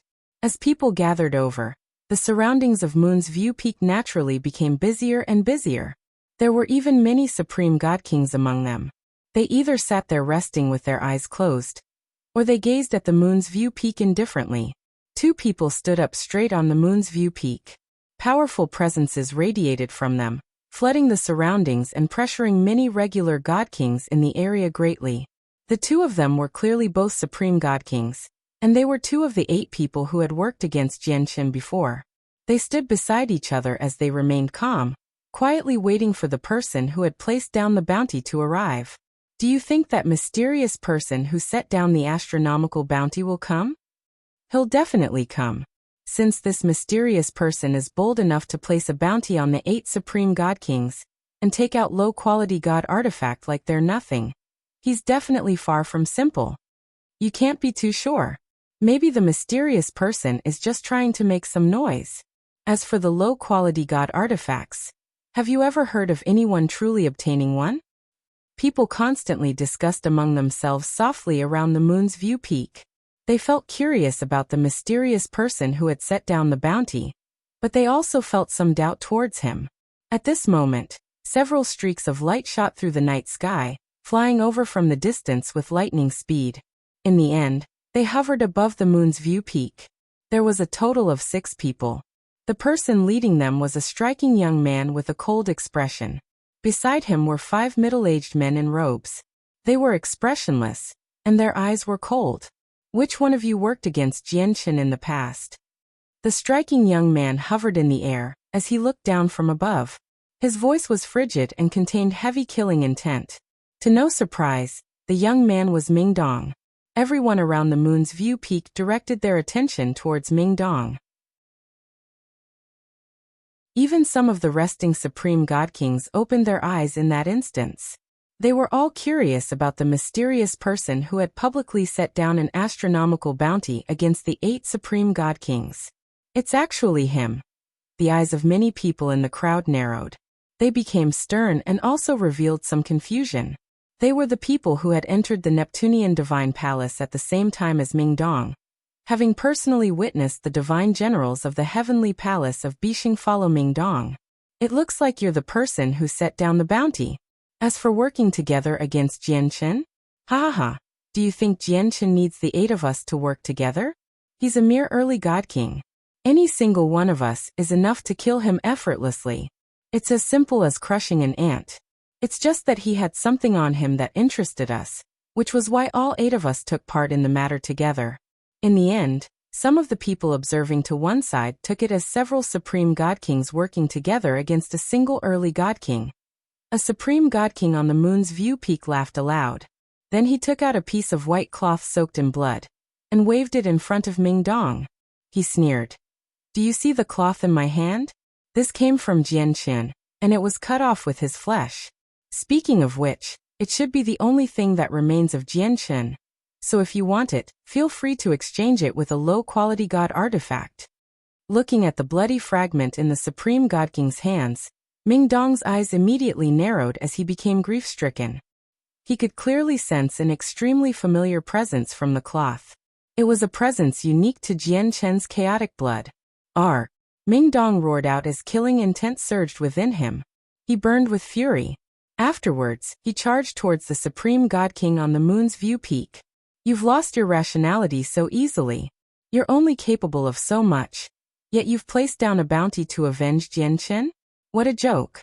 But regardless of who you are, you will be dying on the Moon's View Peak today. The 2 supreme god kings on the mountain peak sneered. They exploded with shocking battle prowess as they became locked in battle with Ming Dong. The 5 divine generals with Ming Dong did not take part. Instead, they paid close attention to the battle. The trip to the Neptunian Divine Palace would be a very good training experience for their 9th Majesty. So they would not intervene unless he faced death. This person is nothing to be feared, but since he has come to avenge Chen, he'll become an enemy sooner or later. Why don't we kill him right now? Gongzheng said coldly from within the crowd. He and Bai Yi had disguised themselves slightly, so they had no need to worry about other people recognizing them. There's no need to be in such a hurry. There are still 5 powerful guards beside him. Let's not do anything right now and observe some more first, said Bai Yi as he stared at the battle between the 3 of them. Violent booms constantly rang out in the air as the battle between Mingdong and the 2 supreme god kings had already reached a level of great intensity. It had to be mentioned that Mingdong was very powerful. He was at the level of supreme god kings without a single doubt. Not only was he no weaker than Chen, but he was even much more powerful in comparison. Not only did he fail to lose the upper hand as he fought against the 2 supreme god kings alone, but he even seemed to dominate them slightly. Although their battle had only lasted for a few seconds, they all become bloodied and suffered from wounds of various degrees. Sword Qi of Void Destruction. Suddenly, Mingdong cried out, and the power of the laws of destruction descended. It condensed into a black strand of sword qi that was several meters wide. Radiating with sword qi enough to frighten everyone watching, it shot off as a black streak of light, heading directly towards one of his opponents. God-tier battle skill. That's a god-tier battle skill. Many god kings cried out around the moon's view peak. Even the eyes of the supreme god kings narrowed. Facing Mingdong's god-tier battle skill, the supreme god king did not dare to show any carelessness. He was stern and immediately cried out. Energy surged around him as the power of laws condensed from thin air, forming a blinding beam of light that suddenly shot out. He also used a battle skill. It was very powerful. Although it was not of the god tier, it seemed to have exceeded the 9th grade of the truth tier. It was a pseudo-god tier battle skill. God-tier battle skills were just like god artifacts. Normally, only primordial realm experts could use them. Among god kings, including the supreme god kings on the god king's throne, the people who could use god-tier battle skills were basically mythical existences. Of course, there were some god-tier battle skills like the profound sword qi that borrowed the mysteries of the world, and did not have such a great requirement on cultivation, allowing weaker cultivators to use them. However, let alone the fact that there was definitely no more than 3 of these in the entire Immortals world. Even when the Saints world and the Immortals world were considered together, there would probably only be a handful at most. They were extremely rare and precious. Boom. With a deafening boom, Mingdong's battle skill that contained the presence of destruction dispersed the shockingly powerful beam of light. Afterwards, it continued onwards without slowing down at all, striking the chest of the supreme god king with unimaginable force. Crack. With a crisp sound, the defensive supreme quality saint artifact on the supreme god king's body immediately shattered. His entire chest caved in as destructive power rampaged through his body. All his organs and blood vessels were shredded to pieces while he became heavily injured. Blood constantly spurted from his mouth. Mingdong's presence rose up, becoming more and more powerful. His killing intent had become so powerful that it almost seemed to become tangible. He stared at the person in fury and resentment as he made his way through the air. In just a single step, he crossed the huge distance and arrived before the Supreme God King. The sword in his hand shone brightly as he directly swung it with the laws of destruction. The attack seemed to form a domain, where the space around the Supreme God King froze when Mingdong struck out.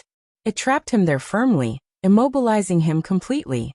Immediately, blood spurted into the sky, and the Supreme God King was beheaded by Mingdong in a single stroke. His blood rained down on the earth as it glowed like starlight, making it seem like a meteorite shower. Do you know who I am? As long as the soul existed, it was not true death. The Supreme God King who Mingdong beheaded was not dead yet. He stared at Mingdong resentfully as he tried to put on a strong front with the mental pulse he let out. It doesn't matter who you are or what your background is. There is only death for all those who took part in the encirclement against Chen, because I, Mingdong, will not let any of you go, Mingdong said coldly. His face was frigid as his killing intent was extremely intense. He directly picked up the Supreme God King's head and cast down a seal through a secret technique, trapping his soul in his head so that he could not flee. Gu Li's master is an ancestral emperor of an everlasting empire. If you kill him, you better think about the consequences you'll be facing properly. The other Supreme God King no longer attacked him. He stared at Ming Dong from afar in shock. Ming Dong said nothing. He gripped the Supreme God King's head in his left hand as he killed his way towards the second Supreme God King with a sword in his right hand. After witnessing Ming Dong's strength, the second Supreme God King understood very well that he was not Ming Dong's opponent. He had given up on the battle long ago. So he immediately used a secret technique to flee without any hesitation. "Stop him!" Ming Dong called out coldly and immediately ordered the 5 divine generals. He really was not confident about stopping a Supreme God King if they wholeheartedly wanted to flee. The 5 divine generals had already spread out in the surroundings when Ming Dong started fighting, surrounding the battle. Under Ming Dong's orders, the 5 of them immediately raised their hands towards the sky and used a secret technique, locking down the region that they encircled. Sensing the changes in the space there, the expression of the Supreme God King who wanted to flee changed drastically. Suddenly he looked at Ming Dong and growled, "Sir, do you really want to kill us all?" The response he received was a sword cleaving towards him mercilessly with the laws of destruction. They were not Ming Dong's opponent even when they fought him together, so the difference in strength was even more evident now that he was alone. Before long, the second Supreme God King was beheaded by Ming Dong in a single stroke as well. His blood dyed the sky and the moon's view peak red. The people in the surroundings had already become speechless by the time the battle ended. Their hearts surged. Supreme God Kings were almost like legends in the eyes of many people. Yet right now, 2 of them had been slain right before them.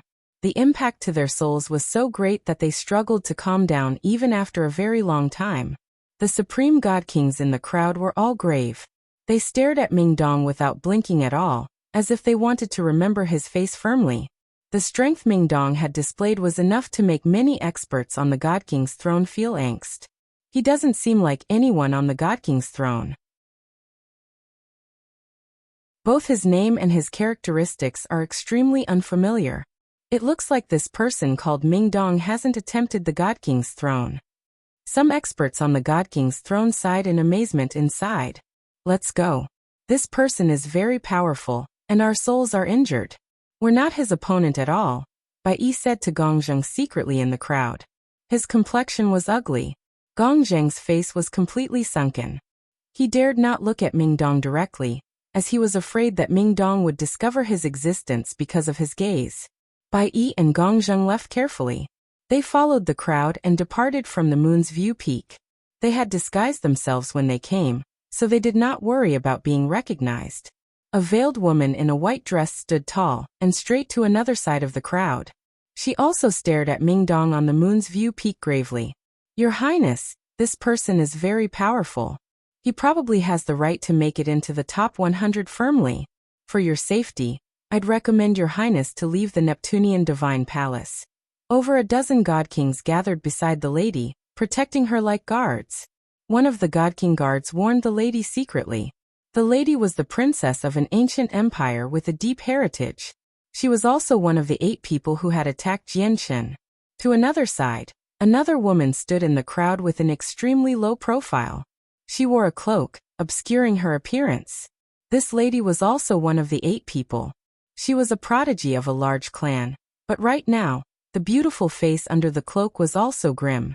"I never thought someone would come to avenge Jian so quickly, and they would be this powerful. It looks like I need to be more careful in the future," thought the woman as the light in her eyes flickered with uncertainty.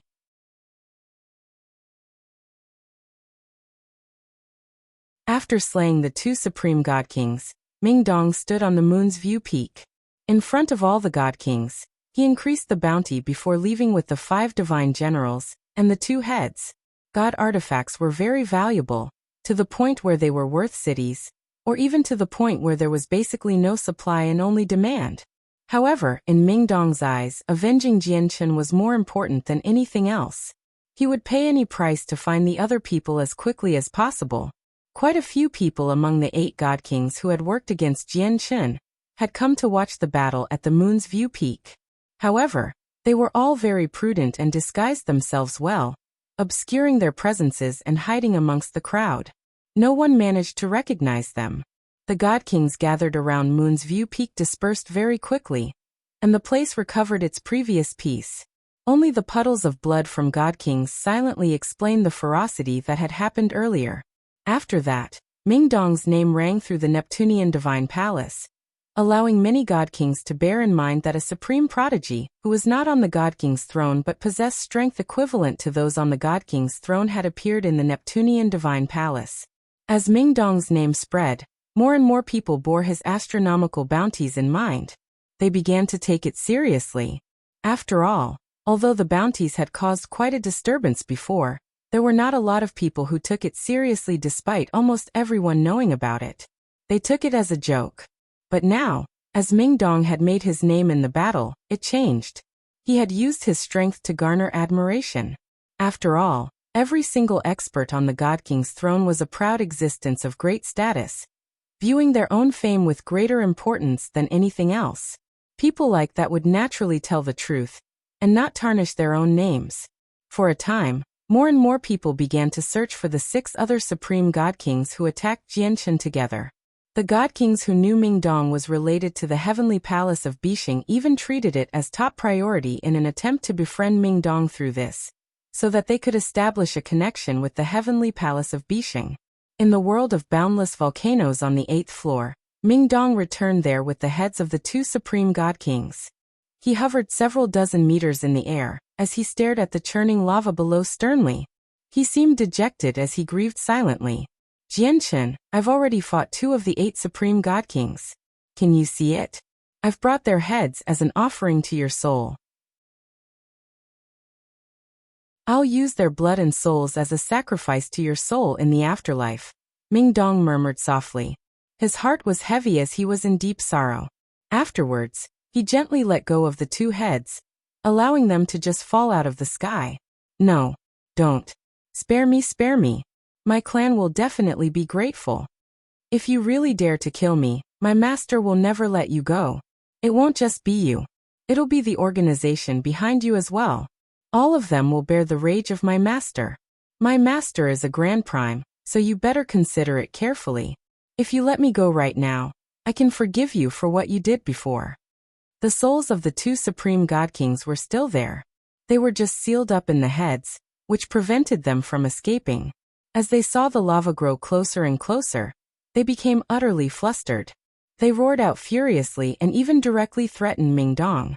Ming Dong's face did not change, and even the 5 divine generals maintained the same expression. Even if grand primes were mentioned, they still did not change their minds.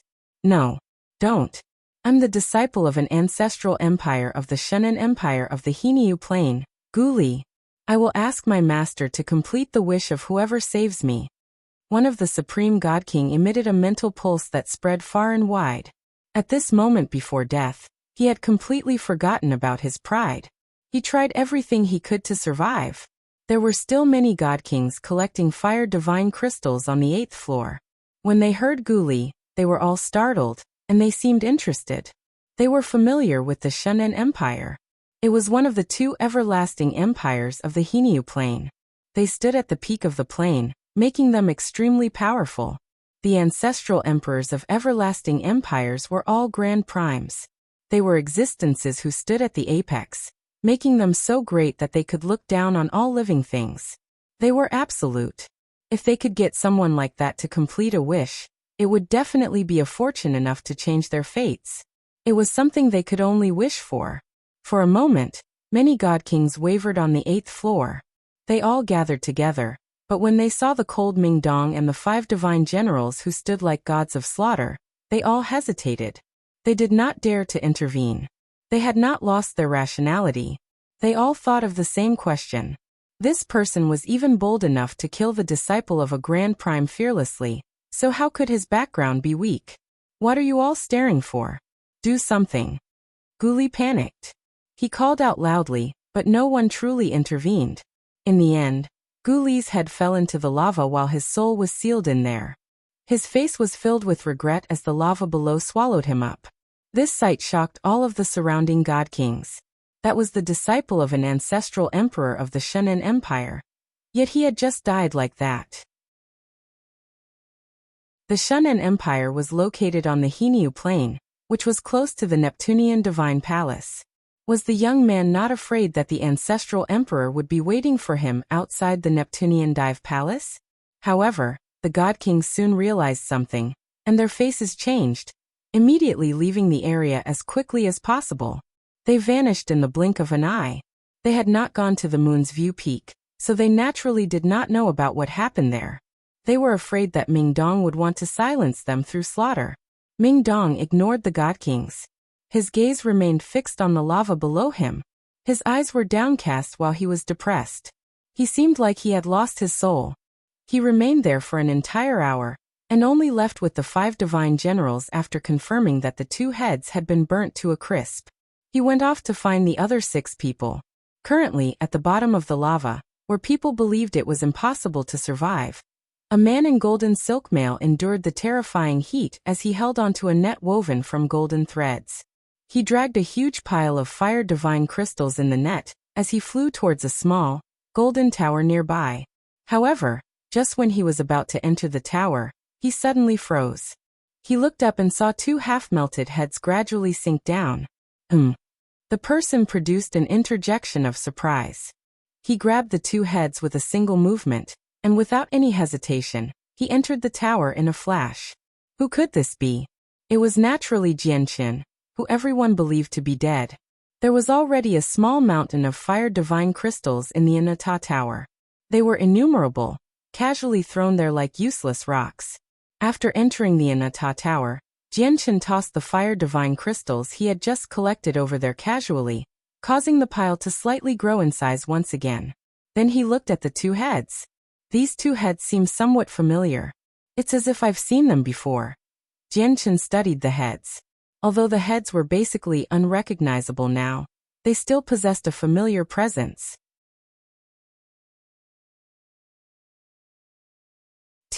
I've definitely seen these 2 people when they were still alive, but the impression they gave me was not particularly deep.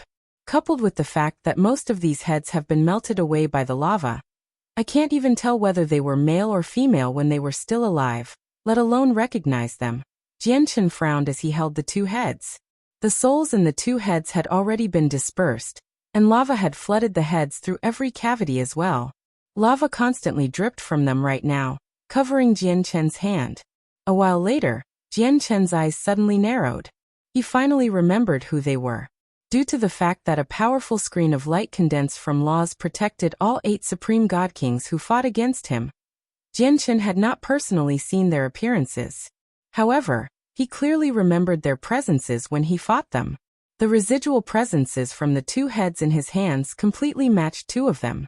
I never thought 2 would have already died, and to think that I wanted to take revenge personally. It looks like they have died to the hands of someone else in the end.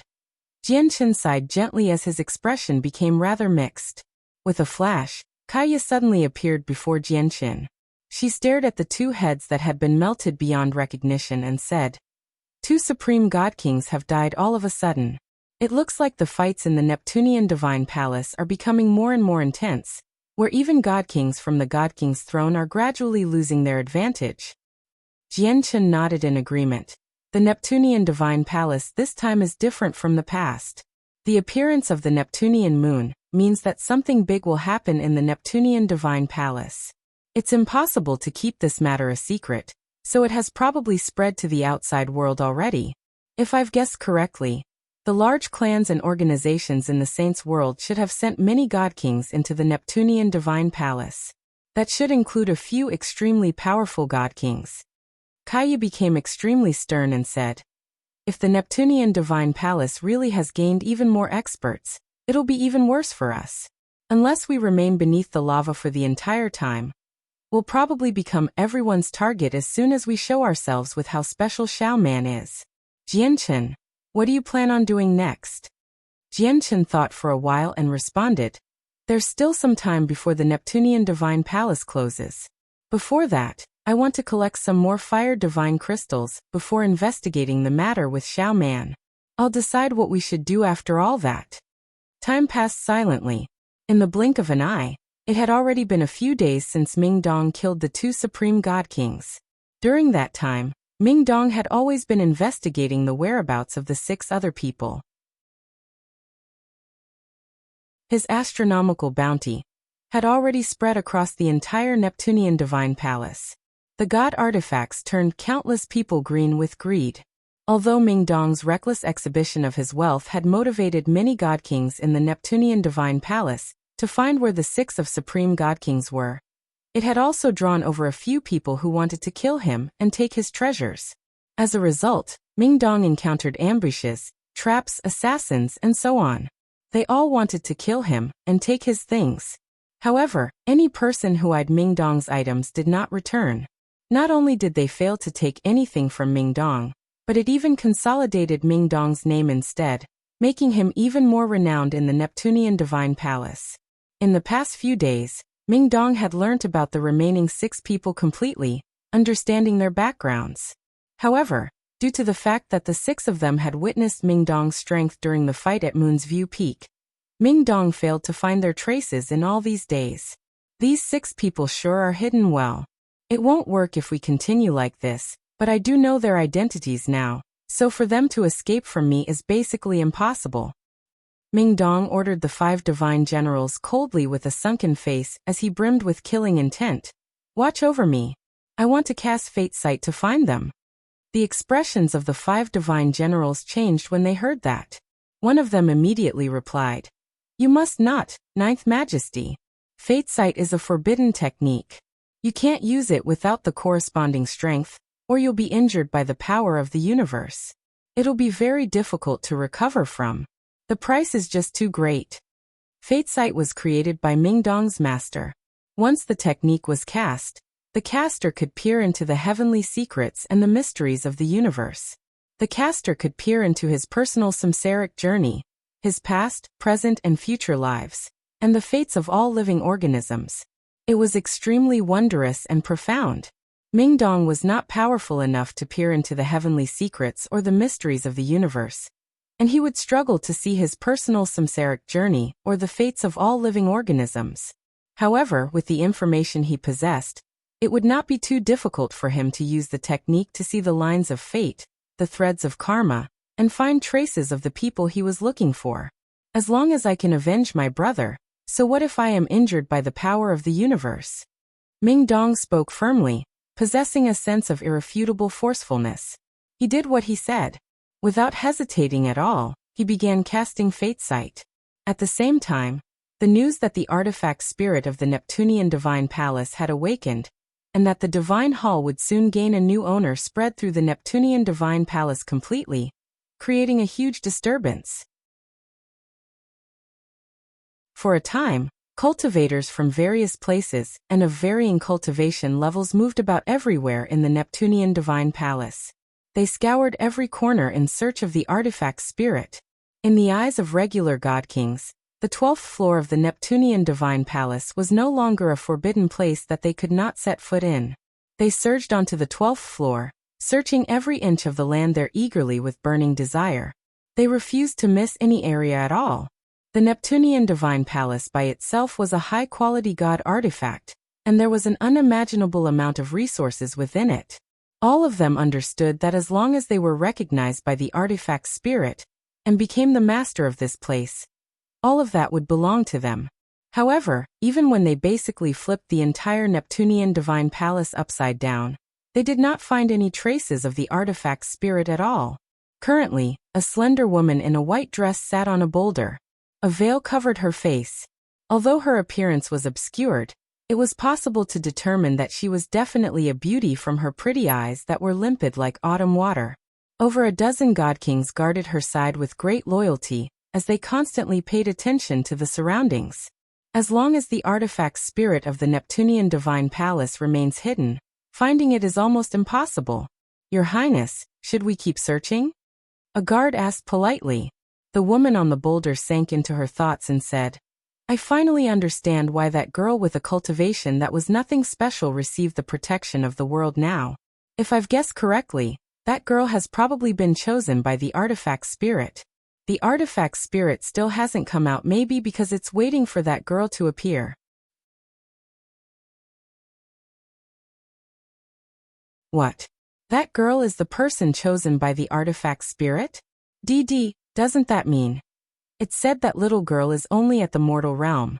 Your Highness, this isn't likely at all. The guards beside her all voiced their surprise. Everyone found it difficult to believe. I find this difficult to believe as well. But if you look throughout history, who has received the protection of the Neptunian divine palace out of the countless cultivators who have entered here? No one has. Across the countless years, this has never happened before, the woman said softly. She looked at the surroundings with mixed feelings. Yet this unbelievable matter has just happened right now. And it happened when the artifact spirit awakened. What does this mean?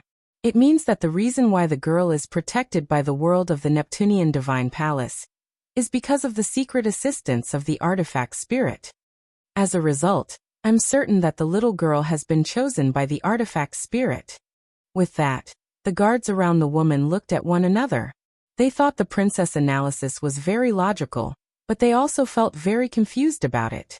They did not understand why the artifact spirit of the Neptunian divine palace would choose a girl with such weak cultivation. But the girl has already fallen into the lava, and she hasn't reappeared since. A guard brought up this carefully. The princess' gaze became deep. She said, "Don't forget. The girl is protected by the world, so as long as a power that exceeds the Neptunian divine palace, a high-quality god artifact, does not appear here, she'll be fine.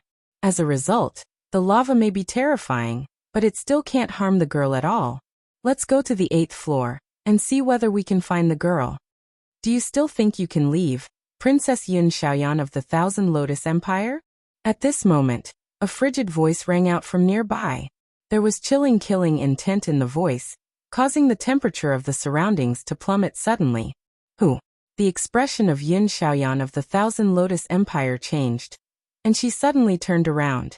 Her face hidden under the veil became extremely stern. With her strength, she had actually failed to sense the person's approach at all. 1,000 meters away, the space there twisted and 6 figures silently appeared in the empty air. They all kept themselves hidden through secret techniques, having approached this place silently, where even the supreme god king Yun Xiaoyan failed to sense anything. Yun Xiaoyan's eyes suddenly narrowed when she saw how it was. However, her face did not change as she said, "Young Master Ming, may I ask what you mean by what you said before?" These 6 people were Ming Dong and the 5 divine generals. However, Ming Dong's face seemed extremely pale right now. He seemed rather frail, as if he had been injured. He had paid a huge price to cast Fate Sight, having been injured by the power of the universe. He would not be able to recover in a short amount of time, even after ingesting god-tier healing pills. "Yun Xiaoyan, you should know why I'm here. Do you plan on denying the fact that you took part in attacking Jian? Ming Dong hovered in the air as he said coldly and emotionlessly. A tremendous presence flooded out from him. Yun Xiaoyan giggled. She ripped off her veil, revealing beauty that was enough to enchant everything. She was truly as beautiful as a goddess. "Young Master Ming sure is skilled. I've already hidden so well, where even my guards have disguised themselves. I thought I could fool all the people in the Neptunian Divine Palace, but I never thought I still won't be able to escape from young Master Ming's eyes." Yun Xiaoyan giggled as her limpid eyes stared right at Ming Dong. No matter how well you've hidden, no matter what you use, everyone who has taken part in the fight against Chen will die in the end. Even if you leave the Neptunian Divine Palace, I, Ming Dong, will hunt you down. I won't let any of you go," Ming Dong said coldly. His expression did not change at all. "Young Master Ming, although I did take part in the encirclement against Chen, I didn't use my full strength. Is young Master Ming really so cold-hearted where he doesn't even know how to go soft on women, and that he wants to claim my life under his sword?" Yun Xiaoyan said softly. She seemed like she had been wronged and seemed pitiful. Her expression coupled with her great beauty truly posed as an extremely great force of temptation. In the entire world, probably almost no men would be vicious enough to lay their hands on her firmly and destroy such a beauty. "Die." Ming Dong's face was cold as he did not waver at all. With a tremor of his sword, he charged towards Yun Xiaoyan with killing intent and the power of the laws of the sword. "Protect Her Highness." The guards around Yun Xiaoyan called out, and they all charged towards Ming Dong fearlessly. However, they were still regular god kings after all, even though there were late god kings among them. The difference compared to experts on the God King's throne was just too great. Ming Dong's eyes were cold. As he surged with killing intent, the power of the laws of destruction formed into an angered dragon from his sword, engulfing 3 God Kings instantly. The 3 God Kings were unable to resist at all, and they were all shredded to pieces by the terrifying power of destruction in a single instance. "Stay back!" Yin Xiaoyan called out with an ugly expression. She struck out with her full strength. The sword in her hand emitted a huge stream of light with the power of the laws of the sword, as she became locked in an intense battle against Ming Dong. Boom! Their clash resulted in a deafening sound. The laws of destruction and the sword interwove as they entered an intense struggle in the air. Terrifying energy turned into storms that wreaked havoc in the surroundings. The battle was truly devastating. "You sure are vicious." Yin Xiaoyan retreated in the air. She was no longer in the same shape as before. She was disheveled and in a horrible condition while her snow-white dress had become splattered with blood. Ming Dong was very powerful. Not only had he grasped various powerful battle skills and secret techniques, but he was also able to use the laws of destruction to a degree of mastery. In that short clash, Yin Xiaoyan had already lost the upper hand against Ming Dong. She was not his opponent at all. Heavens collapse. Suddenly, Ming Dong shouted out, and the laws of destruction condensed on his hand madly. It turned into a huge palm that shrouded the moon as he swung it towards Yin Xiaoyan mercilessly. Its might was terrifying enough to cause even the world to pale. A God-tier battle skill. You actually know more than one God-tier battle skill. Yin Xiaoyan's face changed drastically as she showed disbelief. It was virtually impossible for God Kings to grasp God-tier battle skills. Yet Ming Dong actually knew too. This was just far too astounding.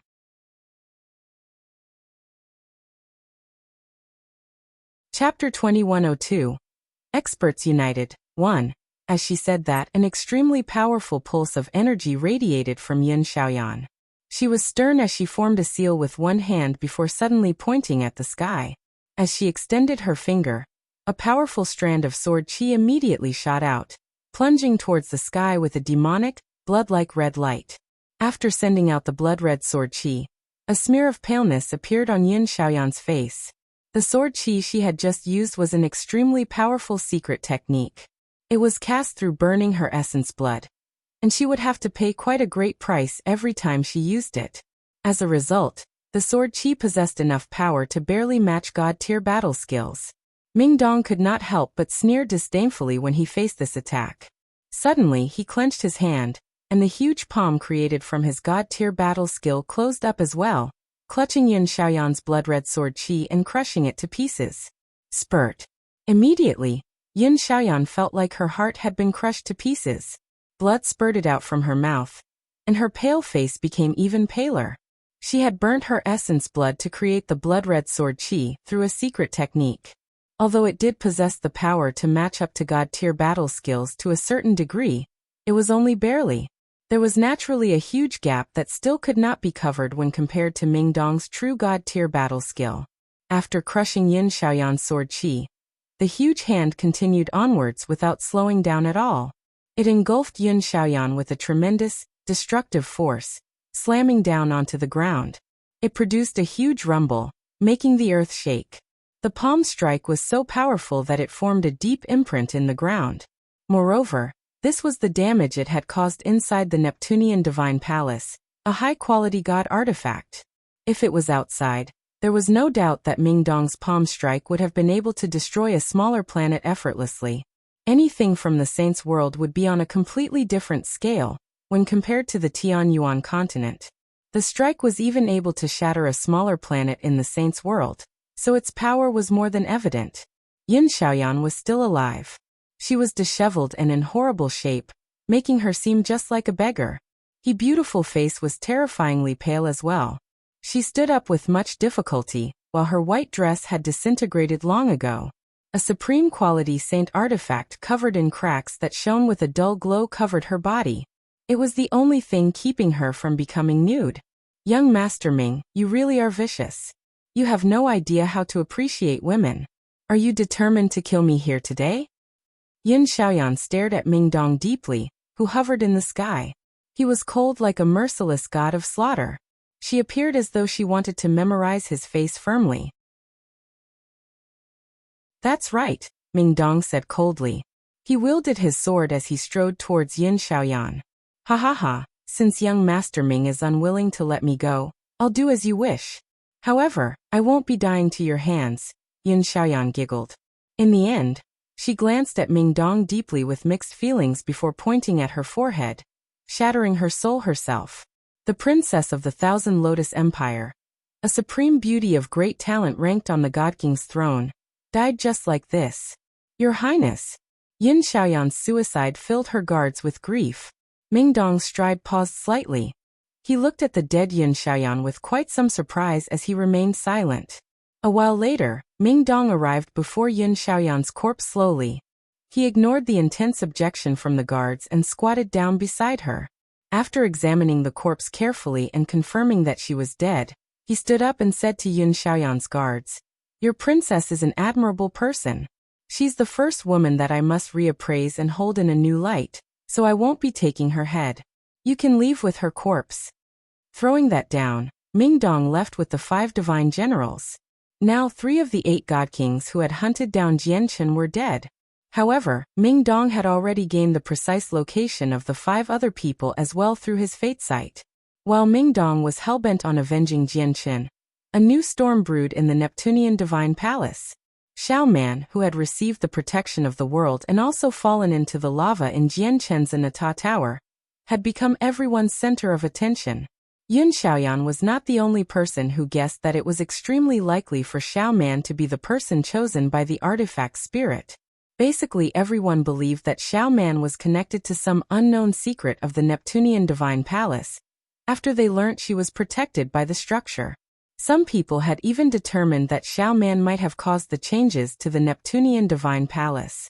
Several million years ago, there was a supreme expert who predicted that something big would happen to the Neptunian Divine Palace when the Neptunian moon appeared, but there hasn't been a single expert that has managed to tell whether this change will be good or bad. It has been a mystery the entire time.